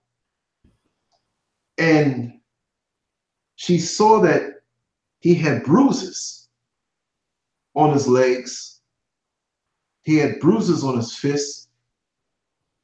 He was basically nonverbal before, and now really nonverbal. She went to see him, and this is how she told it. This is adult. Everybody was acting funny when she got there. And there was a strong scent of excrement, of feces in the room, which this is life. When you have a parent who might be getting older and certain things don't function, that's part of it. So she says, wow, let me check the bedpan. Nothing there. Now she has a nursing background, so she knows that protocol. She said, there's nothing in the pan. There's nothing here in this area. So since she's also used to taking care of the father, she flipped him over and checked that part of him where that would come out. And she was shocked to see blood, fluids, and just the general tearing of that area. And the police were involved. There's different organizations that come in when this happens. Lawyers that she got that backed out. It's like she's been blackballed. Nobody's gotten back to her. In 2018, how could this happen? She overheard when she went, and she smokes, she went outside to smoke, and she was standing near this Caucasian woman who had an issue that she overheard the details of in the same hospital. The Caucasian woman had a mother there. I don't know what for, I don't know how long, but she's 96 years old. And she too was raped. Oh my God. So from what I'm hearing, there's a lot of things going on there. And from what I'm hearing, not just that story, but across the board. And again, we have all of this technology around us. But like you said, Sister Constance, we're concerned about what Trump said foolishly. We're concerned about Kim Kardashian, and we're concerned about this athlete and what they did and who they're filling our mind up with things that are irrelevant. We have to use social media as a crucial tool to reach out to each other. Yes, sometimes you might walk past the television set and something stops you, and you listen and you say, okay, that's not important. But what are we doing to connect? So what are we doing? Nobody won't take her case? No, it's like she's isolated. So the next thing is to just come out here on social media and just go beyond that geographical area and force a hand. And so I said, if I could be instrumental in doing so with my little David slingshot, I'm a little guy, then so be it. But I've been pushing that, and we're going to do more shows that continue, just like the whole organ theft situation that's going on in these hospitals. People are being killed, or people who are dying are having their organs stolen, right? I'm getting a lot of feedback on that. This is why I'm getting the flack on my YouTube channel, being limited as far as the hits and certain funny things going on. But there are other media. Blacklist you on YouTube. Yes. I noticed with some of my videos, people don't even get notifications. Same here. Like in my, sometimes a video will get, my videos, they don't get a whole lot of views. Like it may get 150 views, something. But you have quality people. You have quality people who follow you. Quality people. Not to cut you, but you have a quality channel. Don't ever look at the numbers like a gauge of interest, because whatever it is or what it says, it's way more. I mean, I believe that, Lance. Yeah. I know it to be true. And one thing about YouTube is if you're talking about something constructive and honest and real, right? They do have a way of blackballing you, meaning that like either sometimes your notifications won't go out. Sometimes you can Google the same title you did and it won't show up. Yes. That means that they have buried your channel. Sometimes after I learned too that when a video posts, contingent upon how many people initially react to it, other people will get the notification. Right. So if your video doesn't get a certain amount of response when it was first released, then other people who have nothing to do with that won't even get access to it. That's right. The sidebar. You won't be put in the sidebar. My views are higher than what they are, to the public. Right. But I don't do, if I did YouTube for views, I would have stopped a long Exactly. time ago. I was just Exactly. kind of like explaining that process because it can be discouraging, but I feel like it's the enemy. Of course it I feel is. like the enemy doesn't want righteousness to get out there. And anything he can do to discourage righteous people, he will do so. That's right. But see, when you have a mission and a vision, it doesn't matter if two people are listening. That's the key. It does not matter if one person is listening when there is a vision, because you don't know who will come back and listen to that message. I just started getting emails. I was asking the Lord, I said, Lord, I need encouragement. Mm-hmm. And I want to go back to the story about the Yes. lady. I do want to go back there. I just want to mention this really quickly. Yes. And I was like, Lord, I need encouragement. I was like, I need, like I put out a whole, when we put our energy out here, Lance, it takes from us. I'm sure you experienced that. You mentioned one time in one of your broadcasts where we were talking, you were saying about a cell phone, we think it's on the charger, but if it's not charging up, we look at a cell phone and it's on E. This whole time we assumed that it was being charged up. That's right. Well, what we do with these videos and with encouragement and with putting, it takes a lot from us. I don't know how you experience things, but it takes a lot of energy from us sometimes. So we have to be cognizant and mindful of that to always make sure that we feed back into ourselves. I was forgetting, oh my goodness, I was forgetting what I was about to say. Oh, I said, ask the Lord for encouragement. Someone, you never know who's listening to you, Lance. Someone from some great person from the Congo in Africa started emailing me. Wow. Sending me a prophetic word about my life. Wow. And Lance, let me tell you how I know that this was the Lord. It was because everything that this person said to me, the Holy Spirit had already said. Wow. Everything this person said to me, the Holy Spirit had already said. And it came at the right time, because as an encourager, sometimes people don't think you need encouragement. Right.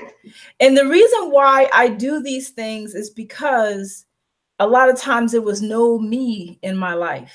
Not saying that I'm perfect, but there was no person to say, I love you just because. That's right. There was no, there was no price tag.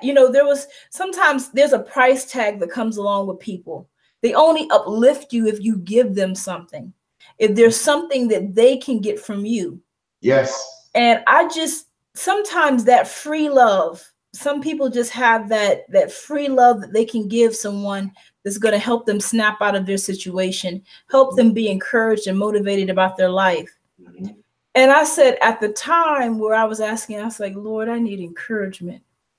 And the Lord sent beautiful, beautiful encouragement to me. And it wasn't through this person. And it wasn't just that they sent me these prophecies. It was that they were sending me all kind of websites I should go on and things I can do to earn extra money. They were sending me all this different tools that were encouraging.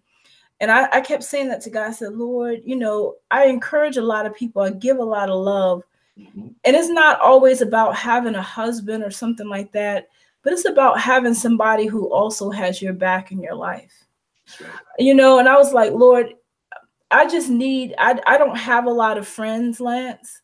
I don't have a lot of people that I can be close with because my love is genuine. But sometimes that scares people. People don't know what to do with it.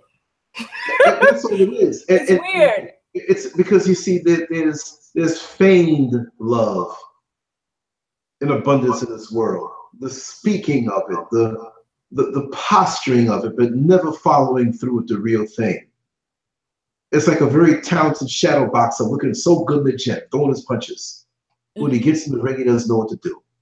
See, when you're the real thing, all falsehood must leave. And people, they're love receptors. It's not your fault that you can burn them out because they've been dealing with the substitute thing. It's like when you get a gadget and it says, any unauthorized parts used with this gadget voids the warranty. You see what I mean?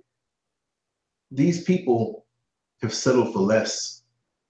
And when they see the real thing, it's like, hey, that's like a person who's done drugs all their life and they stop. That's a good thing, right? But you got to wean them off slow because they might die. They've been on this thing forever. That's true. A person's been eating bad food for a long time and you put them on a nice vegan diet, good food, fill them up. They can't handle it right away. It's a shock. And so a lot of these people don't know how to handle real, genuine love. And you know, I've had love in my life as far as my parents and you know, my wife now and everything. But there are times that I look back, I wasn't getting the real thing either, genuinely. It was always some hidden agenda or secret motivation because they wanted something, or, you know, not that I was a rich guy, but I may have had a little money and they wanted that. Or maybe at the time I was kind of good looking and they wanted somebody next to them that was strong and handsome and all of this stuff. I'm sorry, my phone is. Oh, no problem. Turn my phone off. Electronics are to act up sometimes. You know what I mean? But, you know, most don't know what to do with it. If you take a person who's lived in poverty all their life and hand them a check for $1 million, they might go and end their life being so reckless and run all over the place. So it's not your fault, but you're supposed to continue to shine out because it's through your example that they will learn what the real thing is, and that will help them to differentiate when the fake thing comes. Now, if you settle for that after you know what's real and not real, then it's that person's fault. That's true. And I think back on how many unions I've had. I can't even call them relationships, but ships passing in the night type thing in my younger years. And I wish I could take all that time back. It's all for a reason. I can tell my stories and share my tales to help other people. But for those out there who may fear being alone, you know, don't grab what's closest to you, because that can be worse than being alone, but you're never really alone. See? You're never alone. And I said it that way for a reason, because they think they're alone. They may feel a little lonely sometimes for companionship, but don't get it in your head that you are alone. You're a work in progress. You're never alone. You're never alone. You're never alone. And I'm glad you said that, because I was able to come. I remember I used to be extremely lonely, but I was able to come to a point where I made peace with my singleness. I talk about it a lot. I joke about it. I even make videos about it, but I'm not hungry, if you get what I'm saying. Right. And I could be married. I could be right now. I could be married. I could probably have a child, but I'm waiting on the real deal.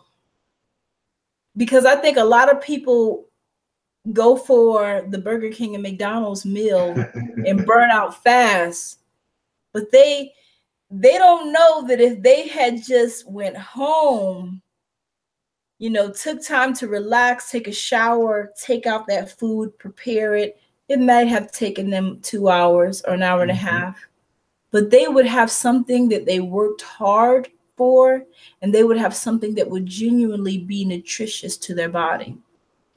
So I say that I know when the real deal comes along, being a person, a righteous person, you will know it. So there's no need to rush.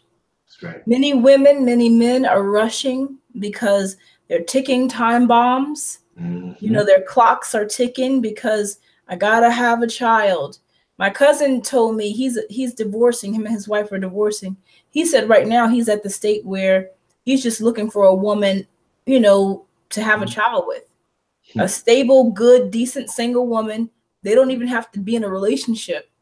Wow. Just to produce a child because he really wants a child. My whole life, I've been like, I want to be a mother. I want to have children. Yeah. But I am waiting patiently because I know that I have purpose, and that's just one purposeful element of my life. See, when you're already a whole person, nothing outside of yourself is going to make you or break you. Mm-hmm. And that's something that people must realize. So my spouse, my husband, will come in and add to my life. There you go. He won't take away and he won't decrease me. There you go. He won't demean me. But had I went to the lesser me, had I just looked at the status of a person and their money and their looks and all that kind of stuff, I would be nowhere going fast, and I would probably be on the road to a divorce right now after 1 or 2 years. Mm-hmm. But there's going to be a lot of lonely nights in your singleness. But in that lonely night, any person that may be single and may be listening to this either now or later, that is time that you spend with our Creator. That is time that you spend praying. That's time that you spend, doing things that are going to be beneficial to your life. It doesn't matter if the world knows about your gifts and talents, but you use your gifts and talents. You may be the best writer. Write, do a blog. You may be the best singer. You don't have to be in a nightclub. You don't have to be on TV to let your talents and your energy shine. Yes. There's several ways to get your gifts out there. You can even go to an old folks home and sing. Mm-hmm. You can do a lot of things, but we are created to celebrate all the greatness that is within us. Because fortunately, we're not just one great thing. There's many beautiful elements to who we are. So sometimes people look at this one thing and they say, I don't have this one thing. I'm incomplete. You're not incomplete because you lack a spouse. You're not incomplete because you lack a certain job. You're not incomplete because you lack finances. You're incomplete because you genuinely don't know who you are. You can only know who you are by being in genuine relationship with our Creator, the Most High God. I call him, I call the Son Yahushua HaMashiach. You can only know who you are by have a genuine relationship. That genuine relationship comes together all those things that were lacking in your life, the rejection, the fear, whatever it may be, discouragement, begin to dissolve. And this picture that our Creator is painting of your life becomes more clear. One thing about the enemy, he does a really good job of disguising our individuality, who we are in Christ. And it's like looking in a mirror. It's like looking in a mirror and not being able to see anything looking back at you. Blackness, some would say. But what Christ does is, as you become closer and you develop that intimate relationship, he begins take some Windex and he's wiping that mirror off. And then you begin to look like, oh my God, is that really me? And then parts of this mirror, as it begins to be revealed, there's things and there's gifts and their talents that begin to shine. That's right. I didn't know I was good at singing. I didn't know I could write. I didn't know I could see into the spiritual realm. You didn't know because the enemy had this black cloud over your vision and over your true and genuine reflection, which only comes from above. When we begin to understand how beautiful and how divine the Creator is and what he thinks about his people, what he thinks about his creation, he did say that man was made in his image. So once we begin to see ourselves for who we genuinely are, and we can look in the mirror and it doesn't, there's no blackness, there's no blemish, then we begin to shine. But see, our lights aren't contingent upon how many people are watching. Our lights aren't contingent upon the money that's in the background, because the currency of love will always protect, will always regenerate, will always bless. There is an abundance in the currency of love. There's abundance in the Holy Spirit. There's abundance even to the broke man. To the broke man on the street, there's abundance, even to him. But it's about accessing that abundance and being able to see who you are as the Most High sees you. And when you begin to see that beauty, that darkness fades away, then there's this beautiful, beautiful light that's shining above you. And you begin to see that reflection in the mirror beautifully. And you begin to say to yourself, I said this to myself before, I'm not ugly. Oh my God, I'm not stupid. The enemy used to tell me I was really stupid. I'm not stupid. That was a lie. Right. And this body that I have, I may not be the skinniest person, but my body is beautiful. Yes. But my mind is beautiful. Yes. My soul is beautiful. And so that's how I kind of, that's how a lot of things happen to me, because he was wiping that blackness away that the enemy had placed in my life from a child. And when that blackness began to wipe away, that light from above started expanding and shining, and it gave me the visibility to see forward. Wow. That mirror allowed me to see forward, and I could see beyond what the physical eye has before us right now. It gave me vision. It gave me purpose. It gave me mission. It gave me discovery. So I know that in everything I do, the little and the big things, there is purpose. I'll tell you a little story. I just did a video recently. And if you listen to the Most High, your steps are ordered moment by moment, not just one time a day or something. It's moment by moment steps. There was a man I saw in the parking lot. I was asking God about my gifts because nobody told me how to be a prophet. Like, my grandmother is a prophet. I believe my mother has that prophetic gift, but nobody told me. I was in church my whole life. They didn't tell me, sometimes people are groomed for their gifts. I wasn't groomed for my gifts. Nobody took me in a corner and said, you're this person, right, and you do this, Constance, and you go 1, 2, and 3, and 4, and then, this, and this is how you operate in your gifts. Nobody ever told me that.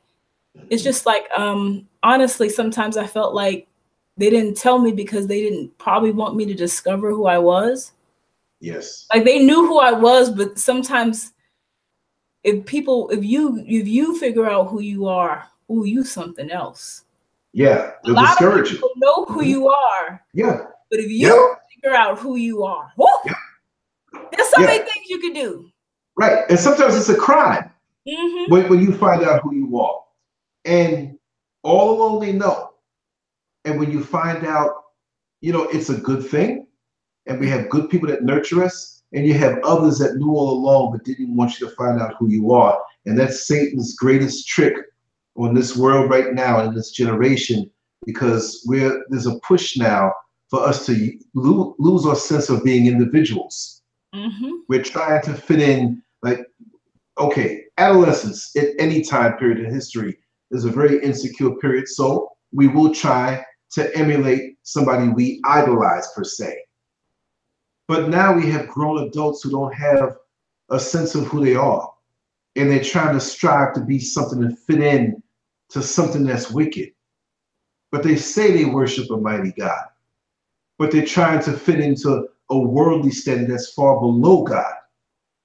And how could you say you worship a mighty God when you run away from your sense of individuality, when you have a God who can make countless trillions, quadrillions of snowflakes and they all look different? Even the ones that are now look different than any one that ever was made. How do you do that and you're not mighty? How many designs can you make on a snowflake like this in storms across the world, and at this one moment, they're all different from the beginning of time? The same with us now. How are we going to lose that sense of being an individual made and fashioned in a special way, occupying the space that we're in at this particular time? If there was another duplicate you, they're still not occupying this particular space in a longitude and latitude that you stand on. So you're still unique. Even if you're identical twins, you're still unique. Your perspective is unique. Your path is unique. Very similar in its origins, and the connection makes it strong, but you're still an individual.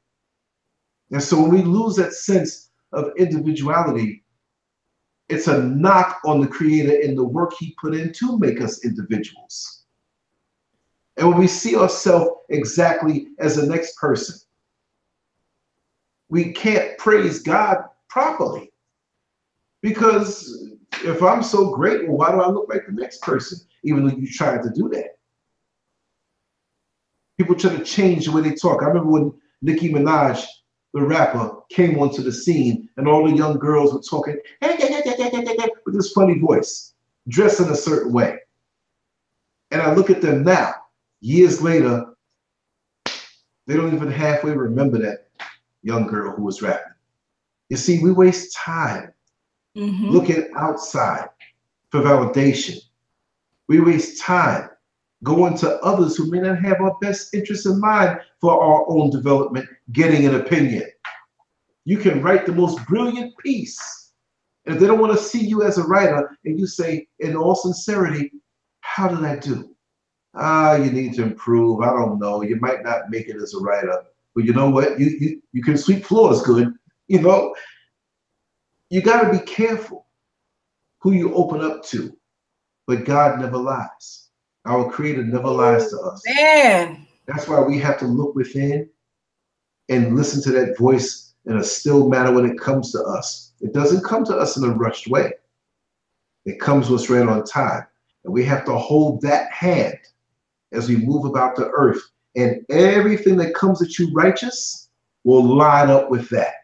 If it doesn't line up with that, it's no good. Not 99.9%. Well, we'll ignore that other percent of a percent. No, it has to line up completely, because truth is truth is truth. 4 plus 1 is 5. 3 plus 2 is 5. 6 minus 1 is 5. 0 plus 5 is 5. There are many roads to that one destination. But at the end of the day, you will always come together in unison and right on time if it's meant to be. So nothing's rushed. Be you and who you're made to be, and fulfill your path.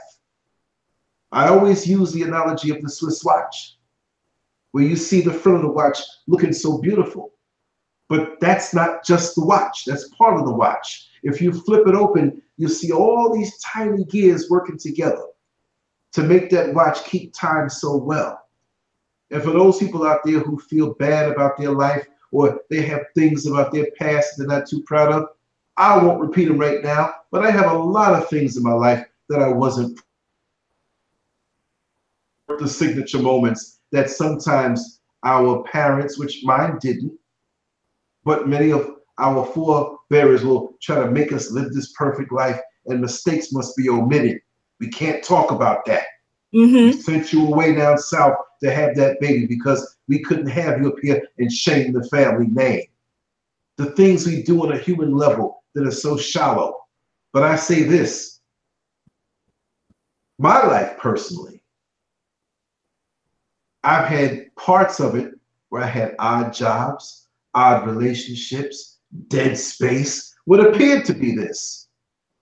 It appeared that my life was a bunch of rags, useless rags. My life resume is so odd. I did a little something here. I did this over here, made a bad choice, whatever, that I was so not ashamed of it, but I wasn't the first in line to say, hey, let me tell you what I've been doing. You got to stretch the truth sometime. You run into an old buddy you haven't seen in 20 years. Hey, so what career are you in now? It's like, but then again, I said to myself, you know what? I realized that the world could be so cold. And they could keep you away from God's warmth by you embrace their coldness and you walk away from God's warmth that comes from within. So all of those rags that I may have been slightly ashamed of, somebody said to me in my heart, I know who it was God himself. He says, take all of those rags that are mismatched, that are different sizes. Some may be soiled, but take all of those rags and sew them together. And they became a beautiful quilt.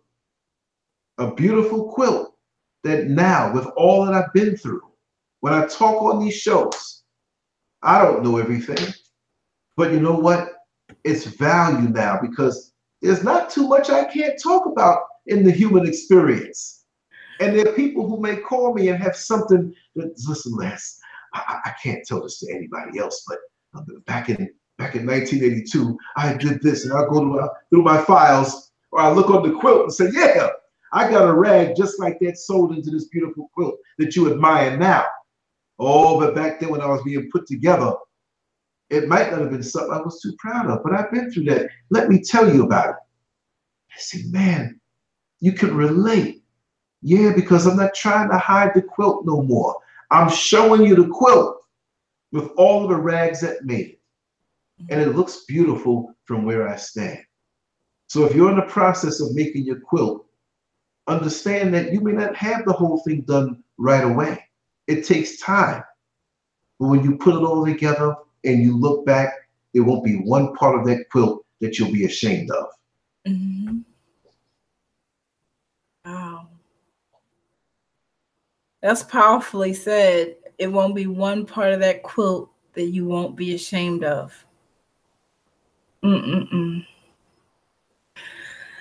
That's powerful, Lance. I mean, you said so much powerful things tonight. I'm like, wow.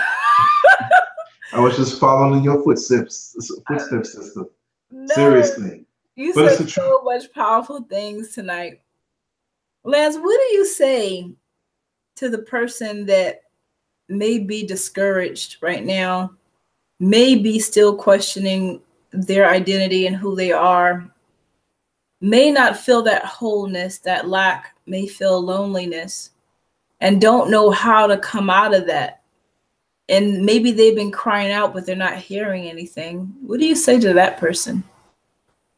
It's time to be still. It's time to rest the engine, mentally, physically, and spiritually. To try to gas it when you're not moving is not making any sense. The world has its way of going about things. We follow their procedure, but it's not really doing too good for us because we have more suicides, we have more depression, we have more people on medications for depression. And I don't understand how you can take a physical drug for a spiritual issue. It's not going to work. So, like the computers that may malfunction, and you have that black screen, and it says, go back to the version of Windows that worked properly before we had this crash. Go back. You may be in a certain position or situation, but you can always mentally go back. Go back to that time when everything was working right and figure out what went not wrong, but what road you went up. See, that's a time to be still. When physically we're sick, what goes? The appetite. We don't want to eat.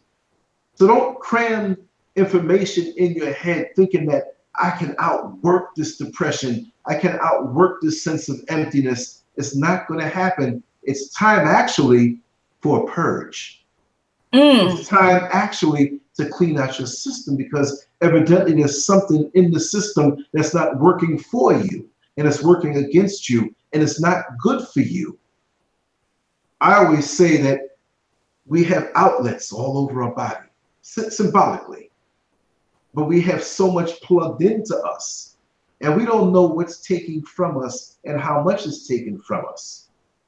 It's like a time when my computer was working so slow.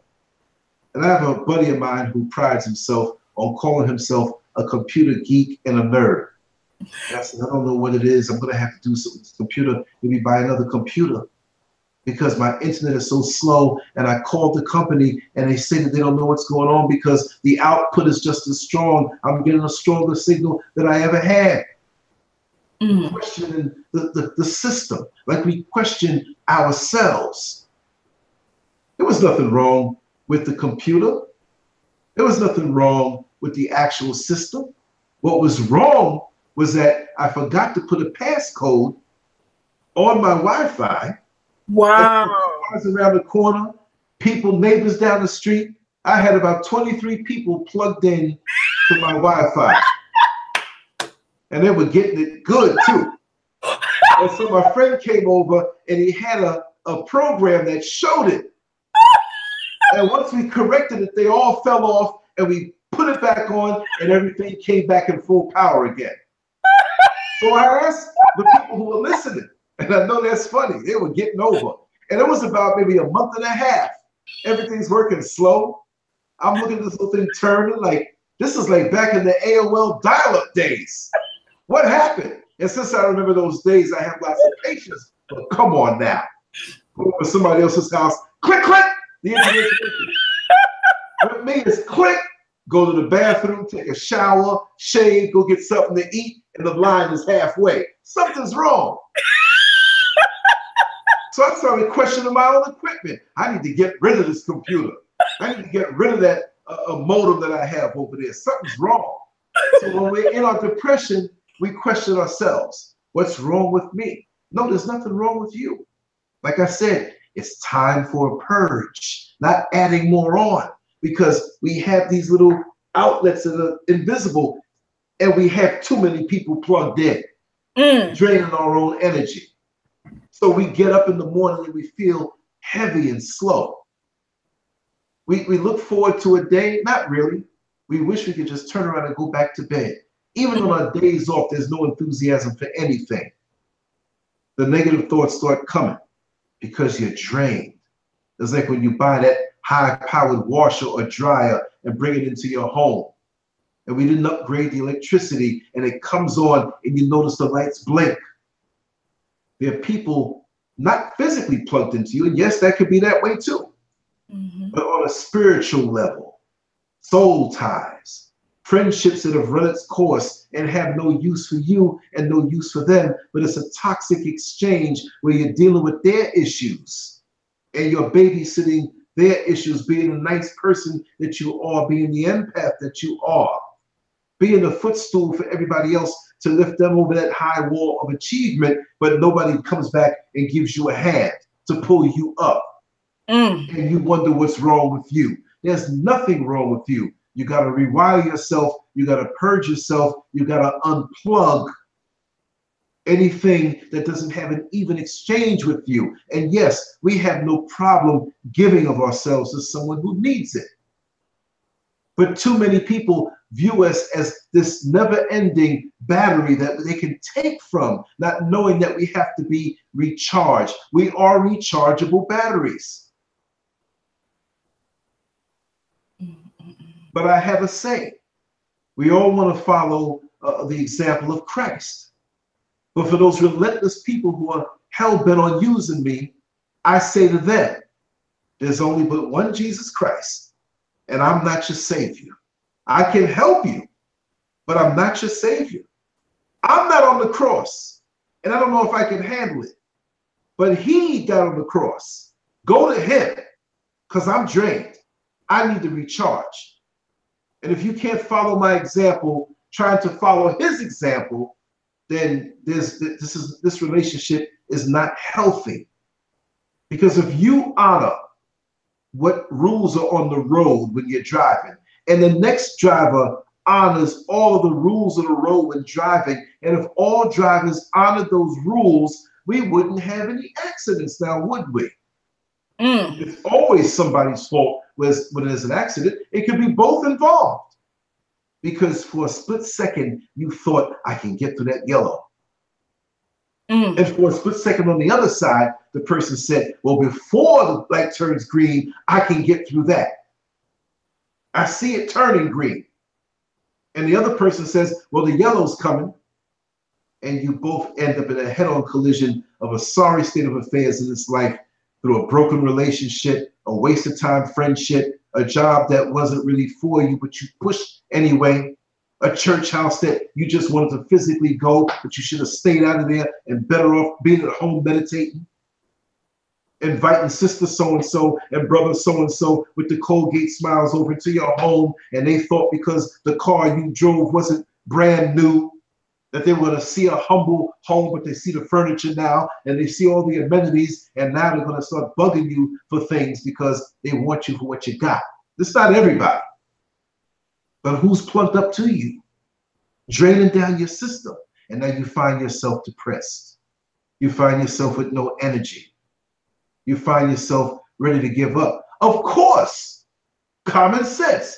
Everybody got something from you. You got to pay yourself first if you're going to do God's work for real. And there's a time when you cannot give any more than what you have. You can't have $10,000 in the bank and go in there and ask for 12. You can't have half a tank of gas inside your car and talk about driving cross country. At some point, you're going to have to refill. And that's the problem with me personally. I give and I give and I give and I give. And I still give now. But I watch the gas on the dashboard and make sure it doesn't go too far in my deeds for everybody. It happened to me in real life one time many years ago. I wasn't even looking at the gas tank and the gas gauge on the dashboard. I ran everybody around, started out my day with half a tank, dropped everybody home, took everybody shopping, and I'm heading on home, going the scenic route in the dark at midnight. Cell phone battery conked out on me, and all of a sudden the gas did too. And here I am, mosquitoes outside, alligators not too far. Oh my goodness. Noises. And all of a sudden I heard the ultimate sound of distress. I had to use the bathroom. Nobody there to help me. I didn't know what was going on out in the dark. What was I going to do? I'll tell you the results of that story another time in private. Man, I'm sorry to hear that. That's not funny, but you can find yourself really after helping everybody. You messed up. They're home asleep. They did their shopping. They got all their toilet paper. They got their bathroom. And here I am, don't know where I am. And had to sleep and had to time it because nature calls. How did you get out of that situation? Your cell phone wasn't working. I spent the night where I was. I ran out of the car real quick, swung the door open, did what I had to do. Came in and curled up and just marked the time. Didn't even have a cell phone. Heard all kinds of noises, things bumping into the car. I'm like, what the heck is that? Scared. You get real creative. Lance, were you on a highway? I wish I was. At least it had lights. Country. Yes. Yes. Oh, that's even worse. It's even worse. That's what I'm trying to say. And when I opened the door to go use the restroom, that I didn't know what was going to bite me out there, I brought in about 50 mosquitoes, so I had to spend the night with them, just itching away. It was like a dance I was doing. If I itched up here, I knew just go ahead and itch down there before you even feel it, because they're going to be down there too. And I just kept moving. I thought I was breakdancing to just get away from this. So I've known it taught me a valuable lesson. You've got to take care of yourself. And you've got to allot time by yourself and to yourself, and not be, or not made to feel guilty in what it is that soothes your soul, that brings you joy, no matter how small the gesture may be. Whatever it may be, don't let anyone take you away from that joy, even if it's once a week.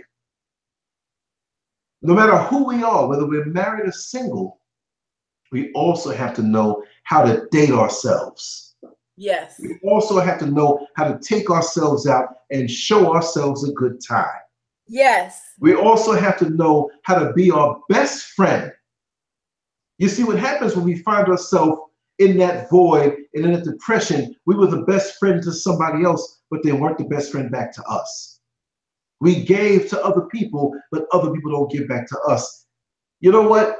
You got to chalk that up to experience, and you can't stop giving to people because you were done wrong in the past. Banks don't stop giving loans because someone else defaulted. Mm-hmm. But what you have to do is do it this way. And I know you heard this lingo. I don't loan out anything that I'm not willing to lose. Mm. So give. Don't look for it back.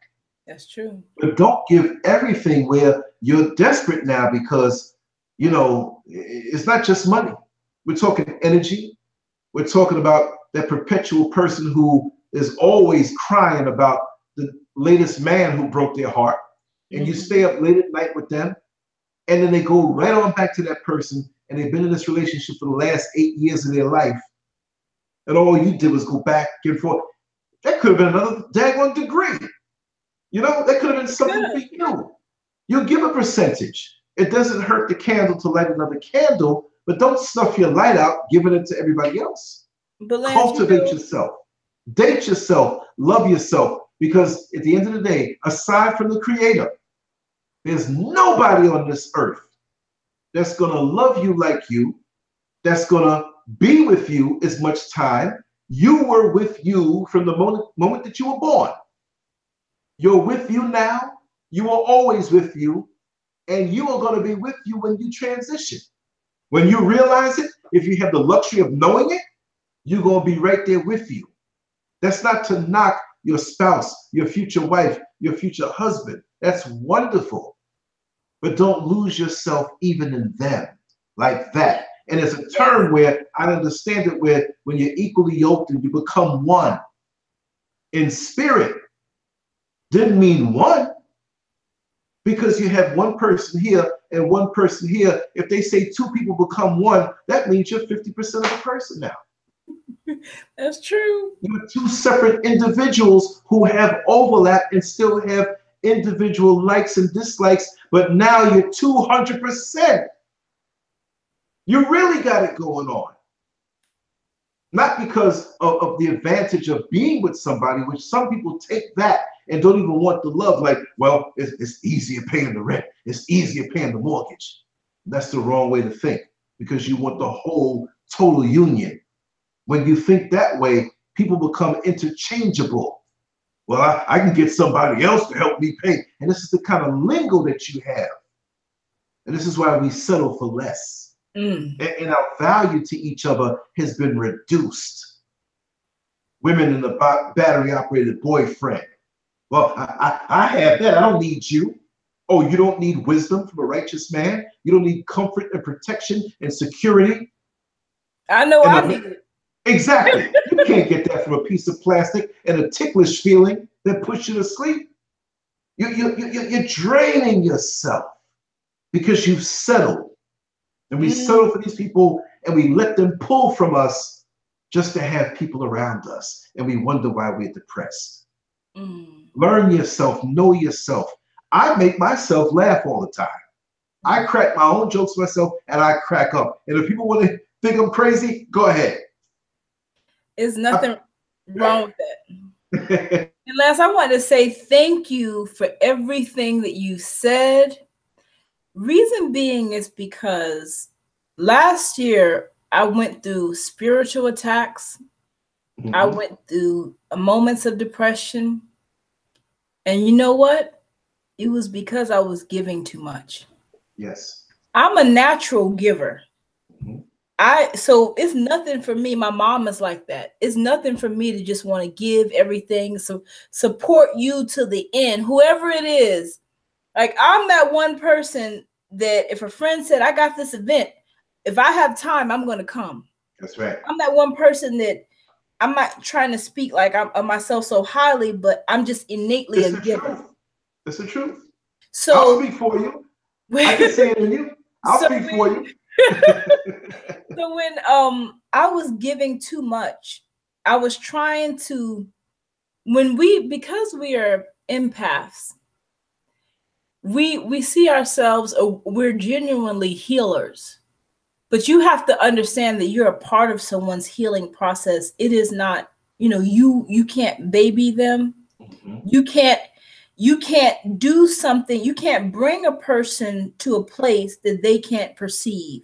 Because sometimes when you have these gifts, we have that ability to hold a mirror up to someone's face and say, look, most people get intimidated by that mirror, and then they backlash, they outlash on you because you have the audacity to answer their question. Right. You had the audacity to be honest with them. So I had people in my life that was draining me like crazy. And I got really depressed. I had all these demonic attacks. It was like spirits were over me, demons were over me, like hovering over me, to the point where I spent a certain time in bed and I couldn't even get out because of I was like, it was like a spiritual stronghold had came over me, and I was like rustling to get out of it. And I realized that I didn't have any reign on my love. I just was giving love out like my love wasn't worth anything. Yes. You know, so we have to value ourselves. We have to, even though I am innately a lover, I am innately a giver, I cannot squander what God has given to me. That's right. And I must give purposefully. See, you know, quality versus quantity. You know, you give out all this love, you do all these things, you go all these places like you mentioned. The minute you turn around for someone to lift you up when you're falling, no one's there. And then they have the audacity to point the finger at you when you need help, or to make you out to be the bad guy when all you'd want to do was love them and shine a light on the brightness within them. I say that because, you know, you have, when you recognize your value, you begin to pull back from a lot of people. Yes. You begin to say that, hey, I can't talk to you. Sometimes, Lance, I don't even answer text messages on time. It's not because if you text me, I'm going to answer it if I'm around. But it's not because I'm being rude. It's because I have to make sure I'm in the right spirit first. Yes. And I have to make sure that I'm not taking myself off course because another person is intervening in some way.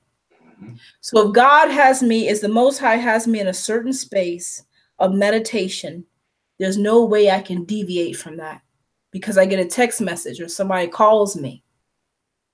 Because that, when people can pull us from ourselves, that's when the depression comes. That's when the spiritual attack comes. That's why I love everything that you just said, because that was me just last year. Wow. And I thought, because, you know, I was like, well, I'm this person, so I gotta be loving. I'm like an over lover kind of, you know, like I just love just kind of like flows from my heart like nothing. I could give anybody a hug. I'm just, I could walk up to somebody in the store, I see they sad, and I just start speaking a word of God over their life. That's how I am. But when you realize your worth, you got to rein it in. Because when people see that light, it's either intimidating or they try to break it. They try to dim it.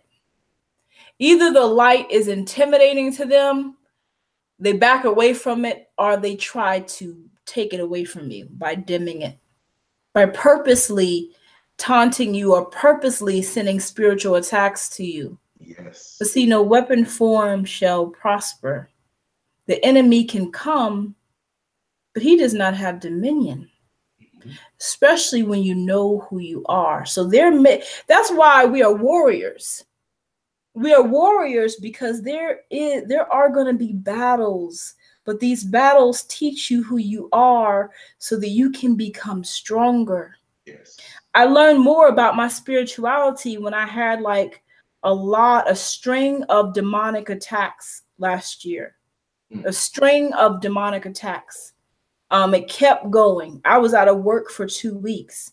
I was so in a bad space. But that's when the Most High was speaking to me in such a profound way. So these things are purposeful. So when you say rein it in, learn to love yourself, learn to spend that quality time with the Most High, learn to meditate, learn to pray. And you know what I like too?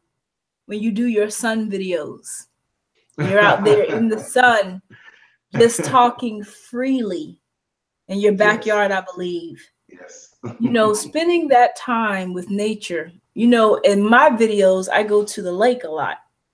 Spending that time with nature, spending that time with yourself is the most peaceful moments in life. And that's when the divine, the Most High, our Creator, speaks so eloquently, so beautifully, and so peacefully. Anything the Creator says, the Most High says, is beautiful, is all those things.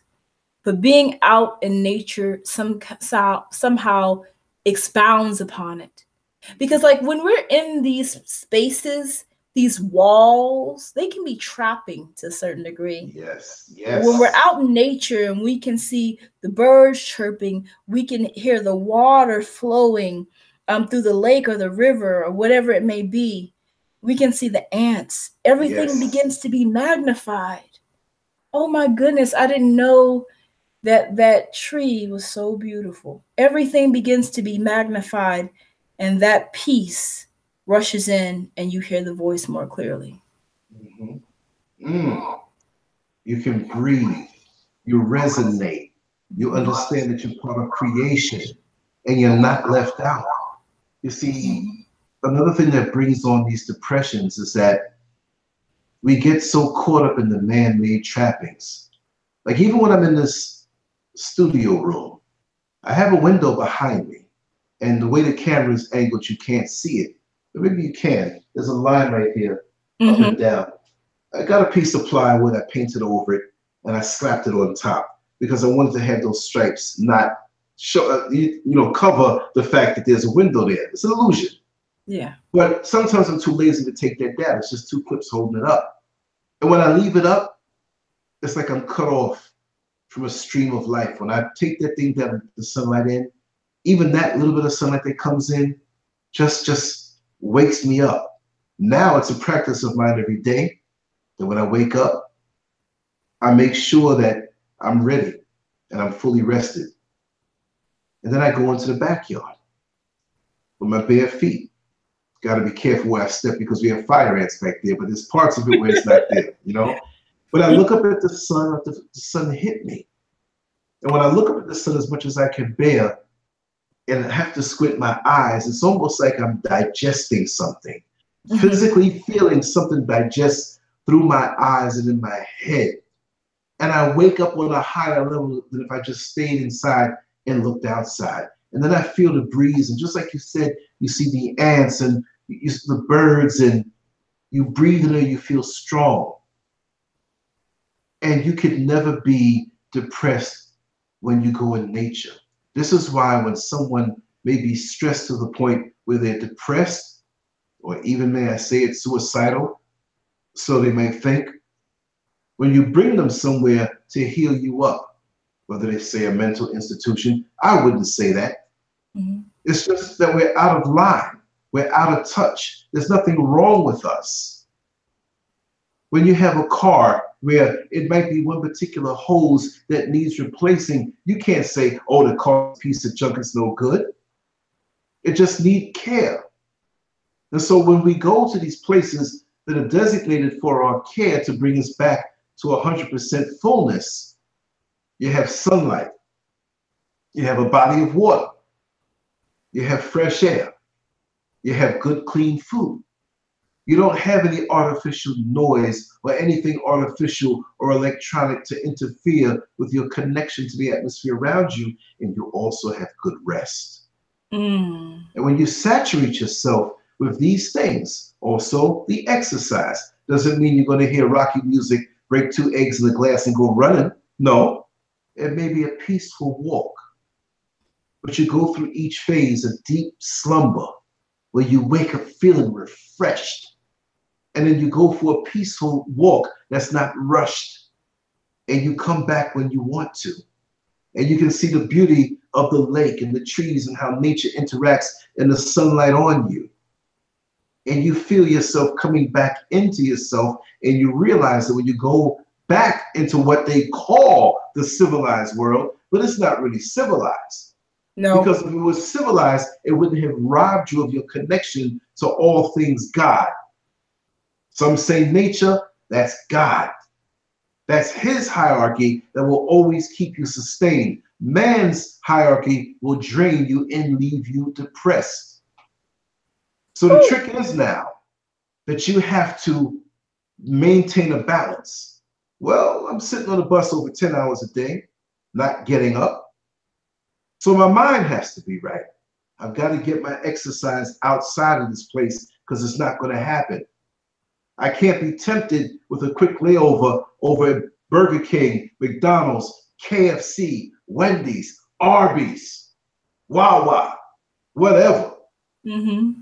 I got to bring my stuff with me because I've got to emulate everything that I would find in that place of healing and be the one to keep myself healed and never leave that place. So when I wake up, whenever, I'm good. I don't have to wake up early later on. I'm going to find myself in the backyard. I may nibble on some fruit.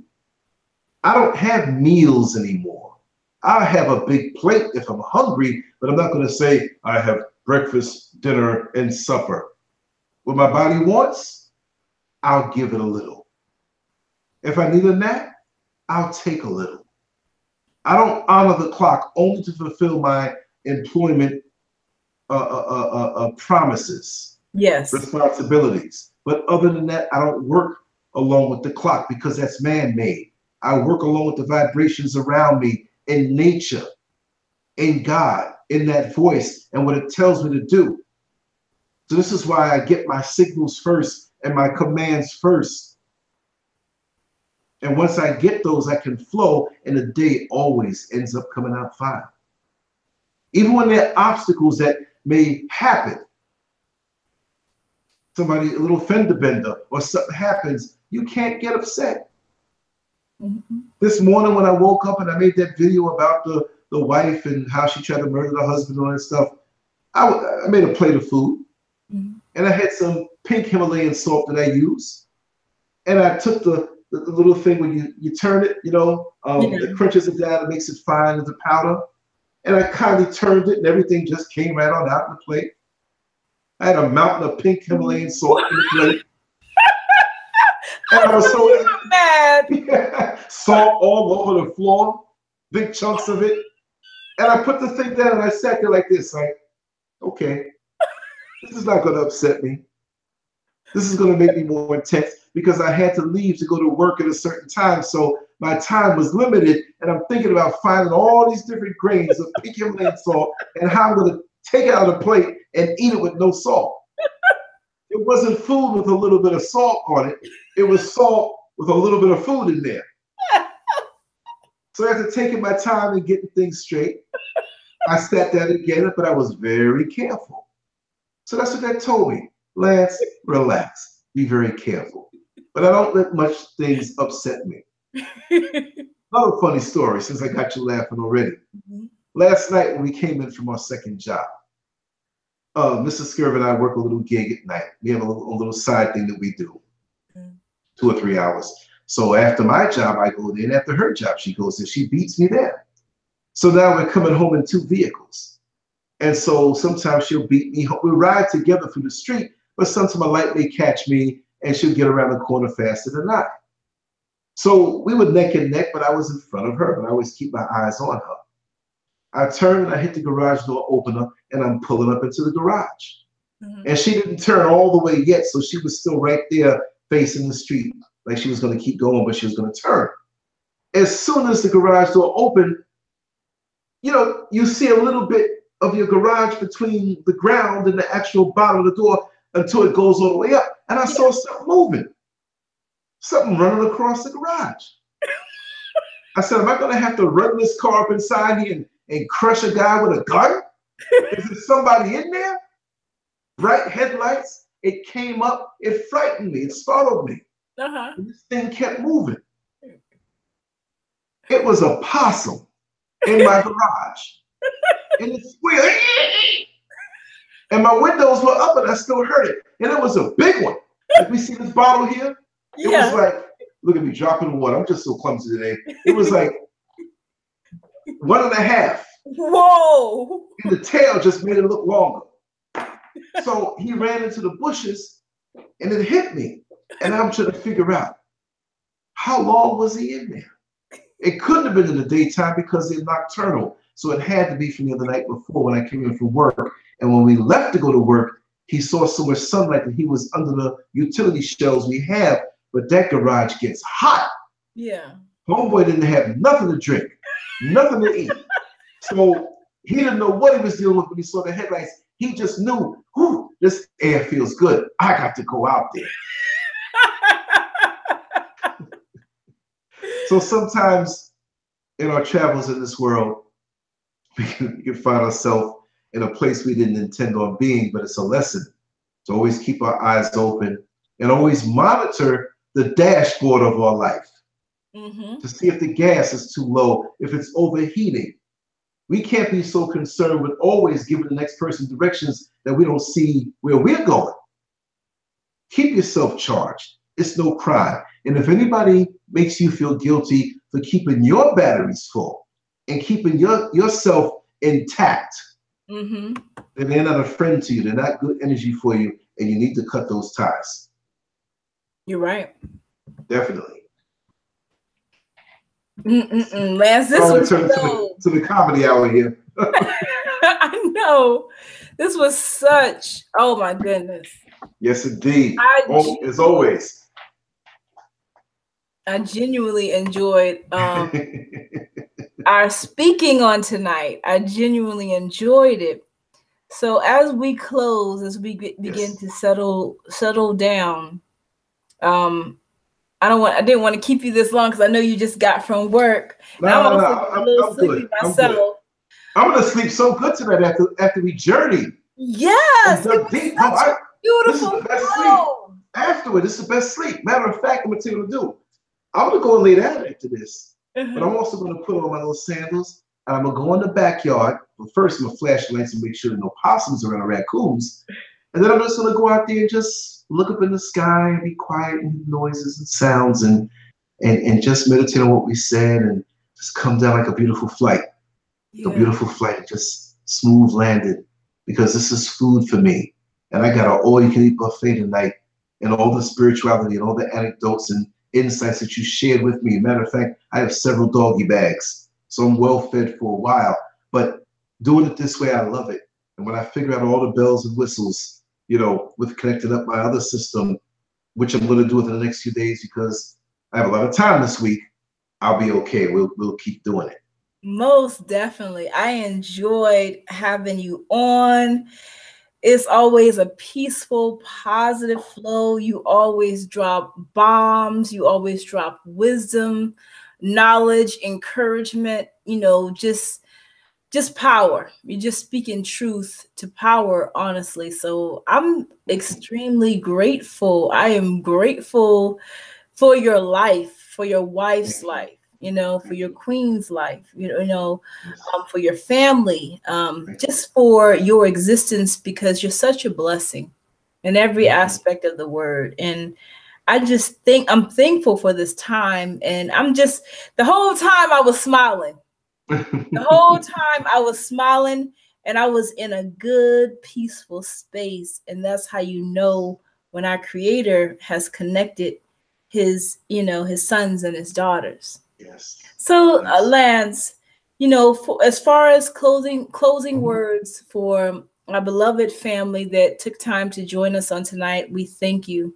Yes. What do you have to say, just from your heart, for anyone that may listen now or may be listening in the future?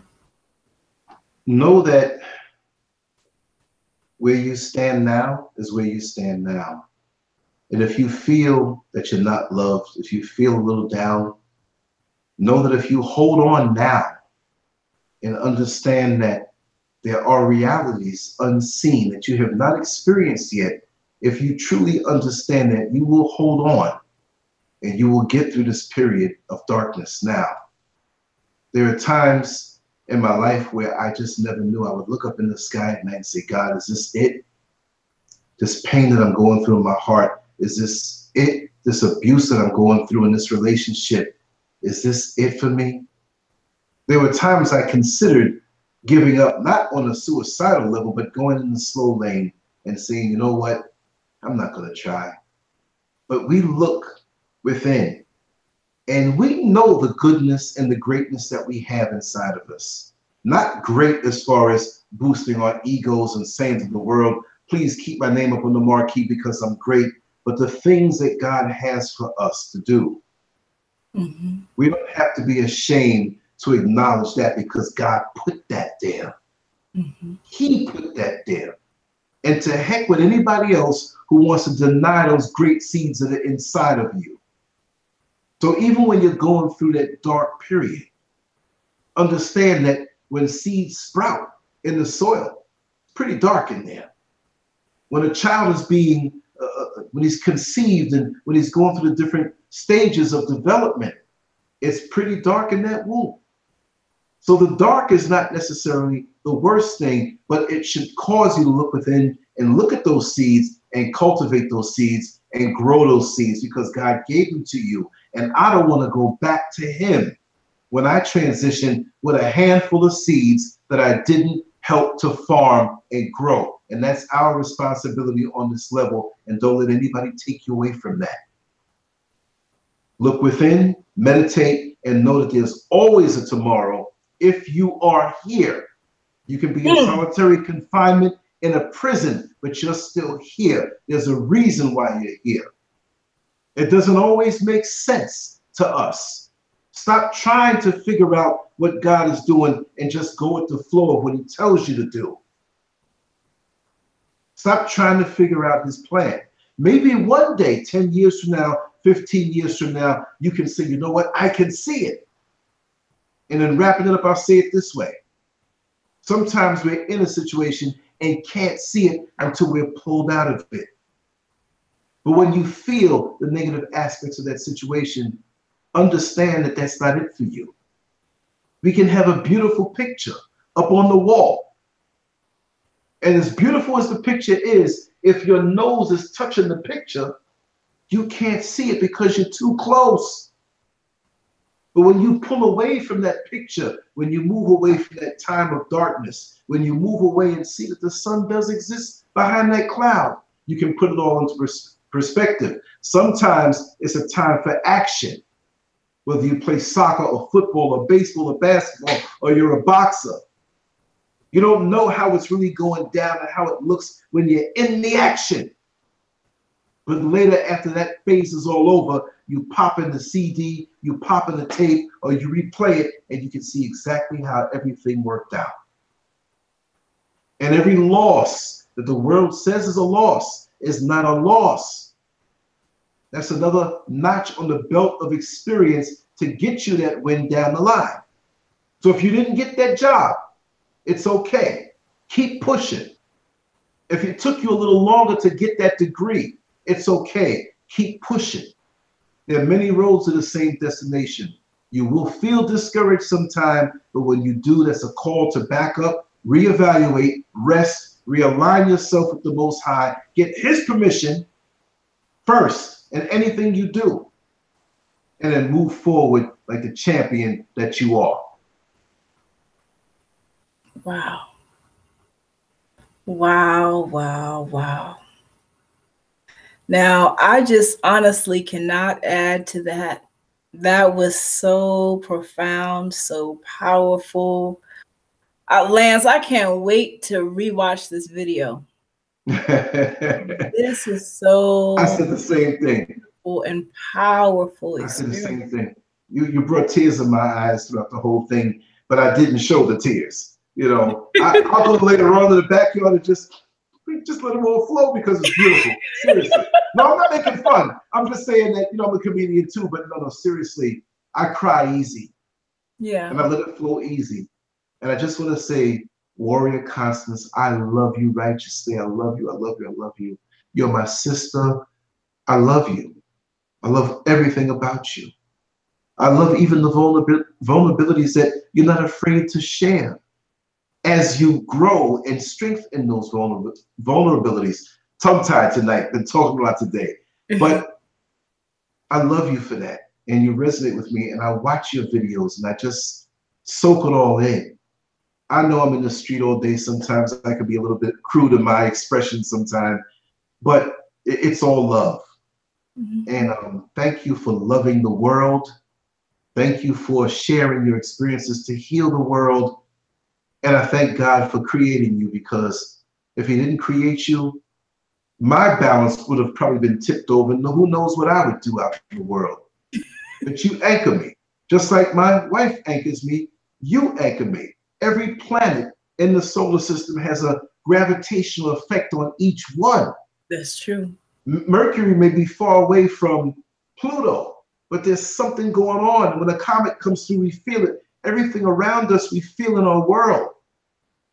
And even though we haven't looked at each other eye to eye, as far as person to person, we're connected spirit to spirit. And yes, I'm looking at you eye to eye right now through the electronic means. And this time together is sacred. Whether it's 500 watching now or 3 or whatever, the energy generated by this is going to help somebody some way. Because this was not scripted. I wasn't, well, what should I say tonight? Let me write it down. There's no papers in here. Papers all over the table, but nothing written down, scripted. It came from the heart. It came from God, and it was a flow. And this is what we need to do more. Flow that I cherish genuinely. Because sometimes when I do my videos, I'll send people questions, you know, and I'll say, do you want questions? I don't have to send them. We can just talk. Because the reason I named this segment Conversations with Constance, because I just want it to be a peaceful conversation. Yes. And with Lance, I know I didn't have to send him a list of questions. Like we were just gonna always flow because the Holy Spirit is here. There's righteousness here. There's peace here. There's love here. There's respect here. There's honor here. Yes. There's vulnerability here. Yes. There's fearlessness here. So natural, it would always be natural for us to flow. That's right. I am super grateful and super thankful for this time.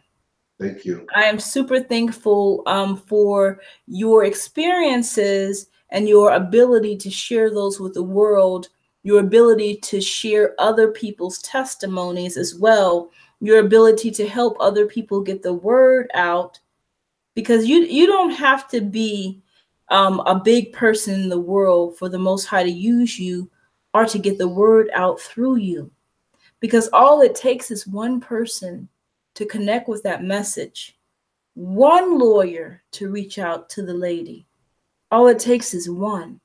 Right. And with our prayers, with our positive thoughts, someone will see those videos. Some will be inspired to do the right thing in terms of money or in terms of some kind of help. Yes. So I just say, continue to champion on and be the warrior that our Creator, the Most High, has called you to be. No matter who comes in and out of your life, always know that you are loved, that you are respected, that you are needed, and that you are treasured. Continue to keep that center and continue to take that time for yourself. Don't let people drain your energy. Right. Your energy, your time, your space is very sacred. Spend time with your queen. Spend time doing the things that you love, and continue to celebrate life daily. Beautiful. Beautiful. Thank you so much. So, family, we are going to be ending this live stream. I am so thankful and appreciative of all of the beautiful people that came, everyone that commented, everyone that stayed throughout the duration of this video, the people who will be watching the video after it's over on replay on tomorrow. Thank you, thank you, thank you. We continue to send our love, our light, and our well wishes to you. No matter who you are not forgotten. Don't let discouragement, don't let poverty, don't let injustice, don't let rejection, don't let fear, don't let obesity, don't let rape, don't let anything stop you. You are a warrior. You have purpose. You have destiny. You must champion on. Take care, beloved brothers and sisters, beloved kings and queens. We will see you, we will meet you again. Until then, we leave you in love and light and peace and joy. Stay God strong bless. and be Amen. blessed. Shalom. Shalom.